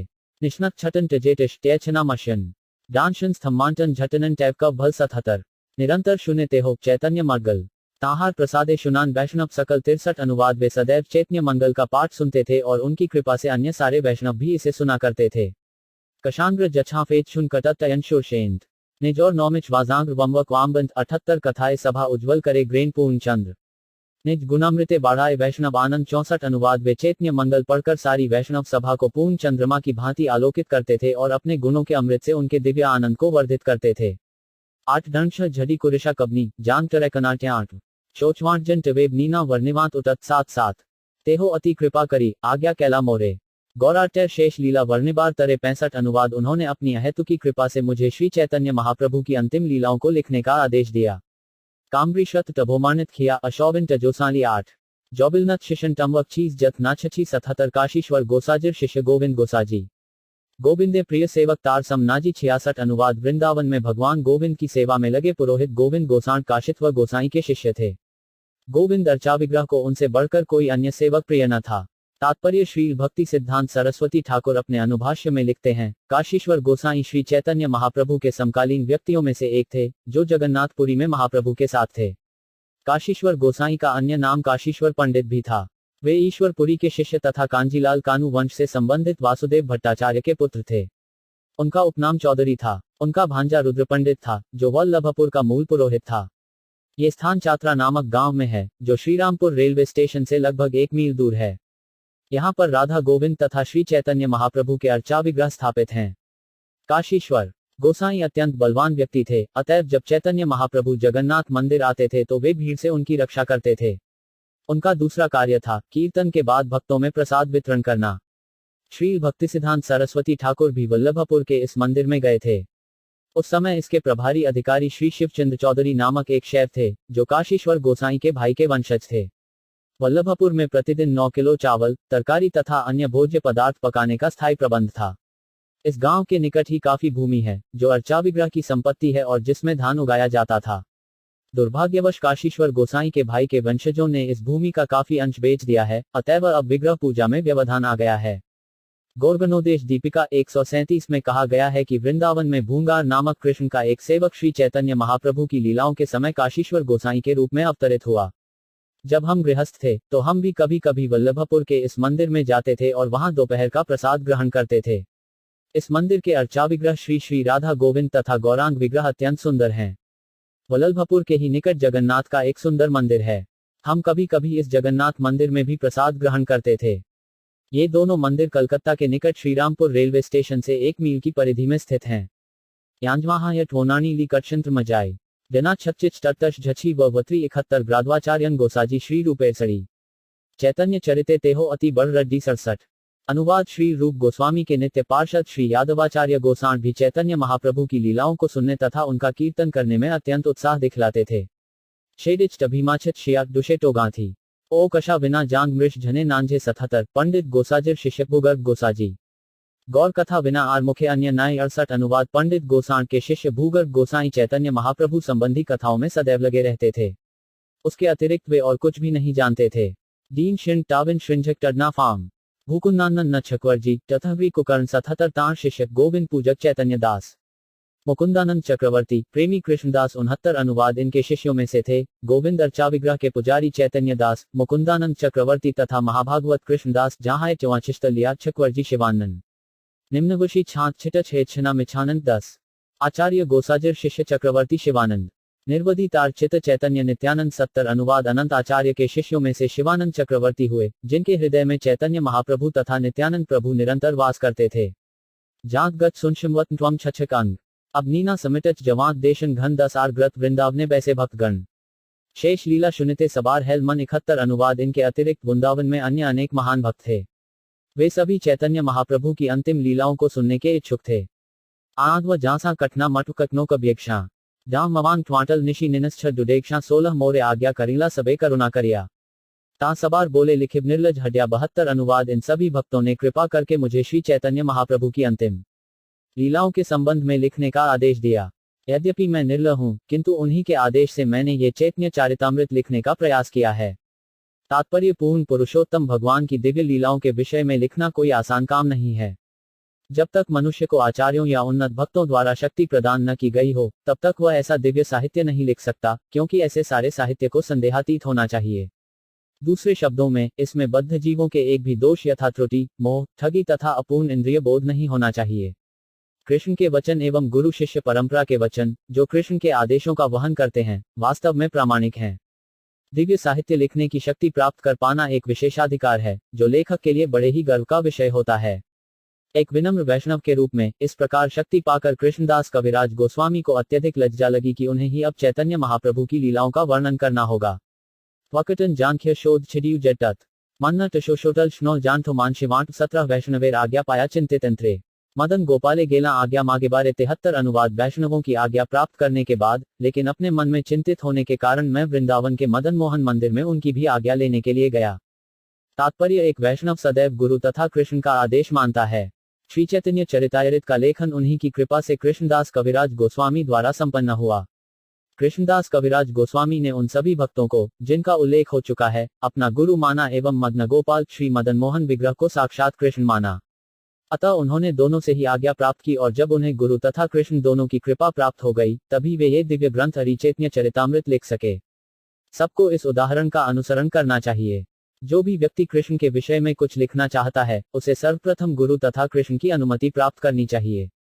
कृष्ण तो सबके हृदय में वास करते हैं और गुरु उनका साक्षात बाह्य प्रतिनिधि होता है। इस तरह कृष्ण भीतर और बाहर स्थित हैं, अंतर भी ही। मनुष्य को चाहिए कि सर्वप्रथम वह प्रतिदिन 16 माला जप करके और विधि विधानों का कड़ाई से पालन करके शुद्ध भक्त बने। इस प्रकार जब उसे लगे कि वह वास्तव में वैष्णव पद पर आसीन है तब उसे अपने गुरु की आज्ञा लेनी चाहिए और उस आज्ञा की पुष्टि उसके हृदय में स्थित कृष्ण द्वारा भी होनी चाहिए। तब यदि कोई अत्यंत निष्ठावान तथा शुद्ध है तो वह दिव्य साहित्य लिख सकता है, चाहे वह पद्य हो या गद्य। एनवन कबनी ऐकलु छत्तन मन गौजांडी नाच श्रृंझांगरी कर छत्तन टमवन 14 दर्शन करी क्यों चरण वंदन गोसाजी दास पुजारी करे चरण सेवन 74। अनुवाद जब मैं मदन मोहन के मंदिर में दर्शन करने गया तो पुजारी गोसाण दास भगवान के चरणों की सेवा कर रहे थे। मैंने भी भगवान के चरण कमलों पर प्रार्थना की। थेधव छत्तन गति जानख्यम मानशिन थैडूकर देश टच गाना शमिग्रा शफुल 17 प्रभुर चरणे ग्रदी आज्ञा मागिल प्रभु कंठ है ते माला खसिया पढ़ील 75। अनुवाद जब मैंने भगवान से आज्ञा मांगी तो तुरंत ही उनके गले से एक माला खिसक कर नीचे आ गई। जब ट्रेवकल शंग डेटनी श्वमी आयल जमाली कांज जानी गाना च्याव गंटल फिल 17 सब वैष्णव गण हरिध्वनि दिल गोसाजी दास आनी माला मोर गले दिल 76। अनुवाद ज्यों ही यह घटना घटी तो वहां पर खड़े सारे वैष्णवजनों ने जोर से हरे बोल की हर्ष ध्वनि की और पुजारी गोसाण दास ने वह माला लाकर मेरे गले में डाल दी। जान गांगा भौ सात शम जांगांग झेल जानना पौंशंदी कबनिनु थे थंचव जात 11 आज्ञा माला पाया आमार हल आनंद ताहाडल करिनु एड ग्रंथेर आरंभ 77। अनुवाद इस माला को भगवान के आदेश के रूप में पाकर मैं अत्यधिक प्रसन्न हुआ और तुरंत ही मैंने वहीं पर यह ग्रंथ लिखना प्रारंभ कर दिया। थे शटलशांग्र ट्यांट बगन ट्यांशन जानदांत निरेंटन झछटेक शेरेन 17 एक ग्रंथ लेखाए मोरे मदन मोहन आमार लिखना ग्रेन शुकेर पठन 78 अनुवाद वास्तव में श्री चैतन्य चरितामृत मेरा लिखा हुआ नहीं है, अपितु श्री मदन मोहन द्वारा लिखाया गया है। मेरा लिखना तो तोते जैसा दोहराना पुनरावृत्ति है। तात्पर्य सारे भक्तों का यही मनोभाव होना चाहिए। जब पूर्ण पुरुषोत्तम भगवान किसी भक्त को मान्यता देते हैं तो वे उसे बुद्धि देते हैं और बतलाते हैं कि किस तरह भगवत धाम वापस जाया जाए। इसकी पुष्टि श्रीमद् भगवद गीता 10.10 में हुई है। तेषा सतत युक्ताना धज्वाग्रीतिपूर्वकम ददामी बुद्धियुक्त यन मामुफयांति ते, जो लोग निरंतर प्रेमपूर्वक मेरी भक्तिमय सेवा में लगे रहते हैं उन्हें मैं ज्ञान प्रदान करता हूं जिससे वे मेरे पास आ सकें। भगवान की दिव्य प्रेमाभक्ति में लगने के लिए हर व्यक्ति को छूट है, क्योंकि वैधानिक रूप से प्रत्येक व्यक्ति भगवान का दास है। भगवान की सेवा में लगना जीव का स्वाभाविक कार्य है, किंतु वह माया द्वारा आच्छादित होने के कारण इसे कठिन कार्य समझ बैठता है। किंतु यदि वह अपने आप को गुरु के मार्गदर्शन में रखता है और सारा काम निष्ठा से करता है तो हर एक के हृदय में वास करने वाले भगवान तुरंत ही उसे निर्देश देते हैं कि उनकी सेवा किस तरह की जाए। ददामी बुद्धियोक्तगम, भगवान यह निर्देश देते हैं जिससे भक्त का जीवन पूर्ण हो जाता है। शुद्ध भक्त जो भी कार्य करता है वह परमेश्वर के निर्देश के अनुसार होता है। श्री चैतन्य चरितामृत के लेखक इसकी पुष्टि कर रहे हैं कि उन्होंने जो भी लिखा है वह श्री मदन मोहन विग्रह के निर्देशानुसार हो रहा था। मदलिथि भत्म शोशानल टय किशान वांदशत शून्य चम कुष्टक बाशांग्र 17 सड लिखी मदन गोपाल ग्रे लिखाया। काष्टे पुतली प्लेन को के नाचाए 79 अनुवाद जिस प्रकार जादूगर कठपुतली को नचाता है उसी प्रकार मदन गोपाल मुझे जो आदेश देते हैं मैं वही लिखता हूँ। तात्पर्य ये शुद्ध भक्त की स्थिति है। मनुष्य को अपने ऊपर कोई जिम्मेदारी नहीं लेनी चाहिए, अपितु भगवान शरण में रहना चाहिए। वे ही चैत्य गुरु अर्थात अंतःकरण से आध्यात्मिक गुरु के रूप में निर्देश देंगे। पूर्ण पुरुषोत्तम भगवान भीतर तथा बाहर से भक्त को मार्गदर्शन करने में प्रसन्न होते हैं। वे भीतर से परमात्मा के रूप में मार्गदर्शन करते हैं और बाहर से गुरु के रूप में। कुनांदितल चांग्र भन टमांडन योस्तमवक रघुमांशे कश मनोंडन 70 कुलाधिदेवता मोर मदन मोहन गौर सेवक रघुनाथ रूप सनातन 80 अनुवाद मैं मदन मोहन को अपने कुलदेवता के रूप में स्वीकार करता हूँ, जिनकी उपासना करने वालों में रघुनाथ दास गोस्वामी, श्री रूप गोस्वामी तथा सनातन गोस्वामी शामिल हैं। सुनतवन नान जब शौर्य शंतन कन्मरी शाना ड जाछा नक्षण निशी गानशंच कंगाने 050 वृंदावन दास पाद पद्म करी ध्यान ताराज्ञा ला लिखी ग्राहमते कल्याण 81 अनुवाद तब मैंने श्री वृंदावन दास ठाकुर के चरण कमलों पर प्रार्थना करके उनकी अनुमति मांगी और उनकी अनुमति पा लेने के बाद मैंने यह मंगलमय ग्रंथ लिखने का प्रयास किया है। तात्पर्य श्री कृष्णदास कविराज गोस्वामी ने न केवल वैष्णवों तथा मदन मोहन की आज्ञा प्राप्त की अपितु वृंदावन दास ठाकुर से भी आज्ञा प्राप्त की, जिन्हें श्री चैतन्य महाप्रभु की लीलाओं का व्यास माना जाता है। कैडना नीनांड व्रंज बुंदावन मांझ दीस कृष्णों बिना खटनानाश शैकांगे 749 चैतन्य लीलाते व्यास वृंदावन दास तार कृपा बिना अन्य ना है प्रकाश 82 अनुवाद श्री वृंदावन दास ठाकुर चैतन्य महाप्रभु की लीलाओं के प्रामाणिक लेखक हैं, अतएव उनकी कृपा के बिना इन लीलाओं का वर्णन नहीं किया जा सकता। शूत नीच रुच मृच विषय जानम त्वक्वान्न वटल कबनी अध्यक जाइस 477 मूर्ख नीच क्षुद्र मुझी विषय लाल्स वैष्णवाज्ञा बले करी अतेक साहस 83 अनुवाद मैं मूर्ख निम्न कुल में उत्पन्न तथा क्षुद्र हूँ और सदा ही भौतिक भोग की इच्छा करता हूँ, फिर भी वैष्णवों की आज्ञा के कारण मैं इस दिव्य ग्रंथ को लिखने के लिए अत्यंत उत्साहित हूँ। शिकश वृधुनांश छतनट धधे तल यौवन आच मिक्ष झश वशिछ जकल 78 श्री रूप रघुनाथ चरणे एडुबल ग्रह स्मृति सिद्ध है वाच्छित सकल 84 अनुवाद श्री रूप गोस्वामी तथा रघुनाथ दास गोस्वामी के चरण कमल ही मेरे बल के स्रोत हैं। उनके चरण कमलों के स्मरण से मनुष्य की सारी इच्छाएं पूरी हो सकती हैं। लिकश ब्रथुनांश शंट यांत जांच के छिना छबरिडाशुच कटच कुछयाम 774 श्री रूप रघुनाथ पदेग्राड़ाश चैतन्य चरितामृत कहे कृष्णदास 85 अनुवाद श्री रूप तथा श्री रघुनाथ के चरण कमलों पर प्रार्थना करते हुए तथा सदैव उनकी कृपा की आकांक्षा करते हुए मैं कृष्णदास उनके चरण चिन्हों का अनुगमन करते हुए श्री चैतन्य चरितामृत वर्णन कर रहा हूँ। इस प्रकार श्री चैतन्य चरितामृत आदिलीला के 8वें अध्याय का भक्तिवेदांत तात्पर्य पूर्ण हुआ, जिसमें लेखक द्वारा प्रायाणिक अधिकारियों कृष्ण तथा गुरु से आदेश प्राप्त करने का वर्णन हुआ है।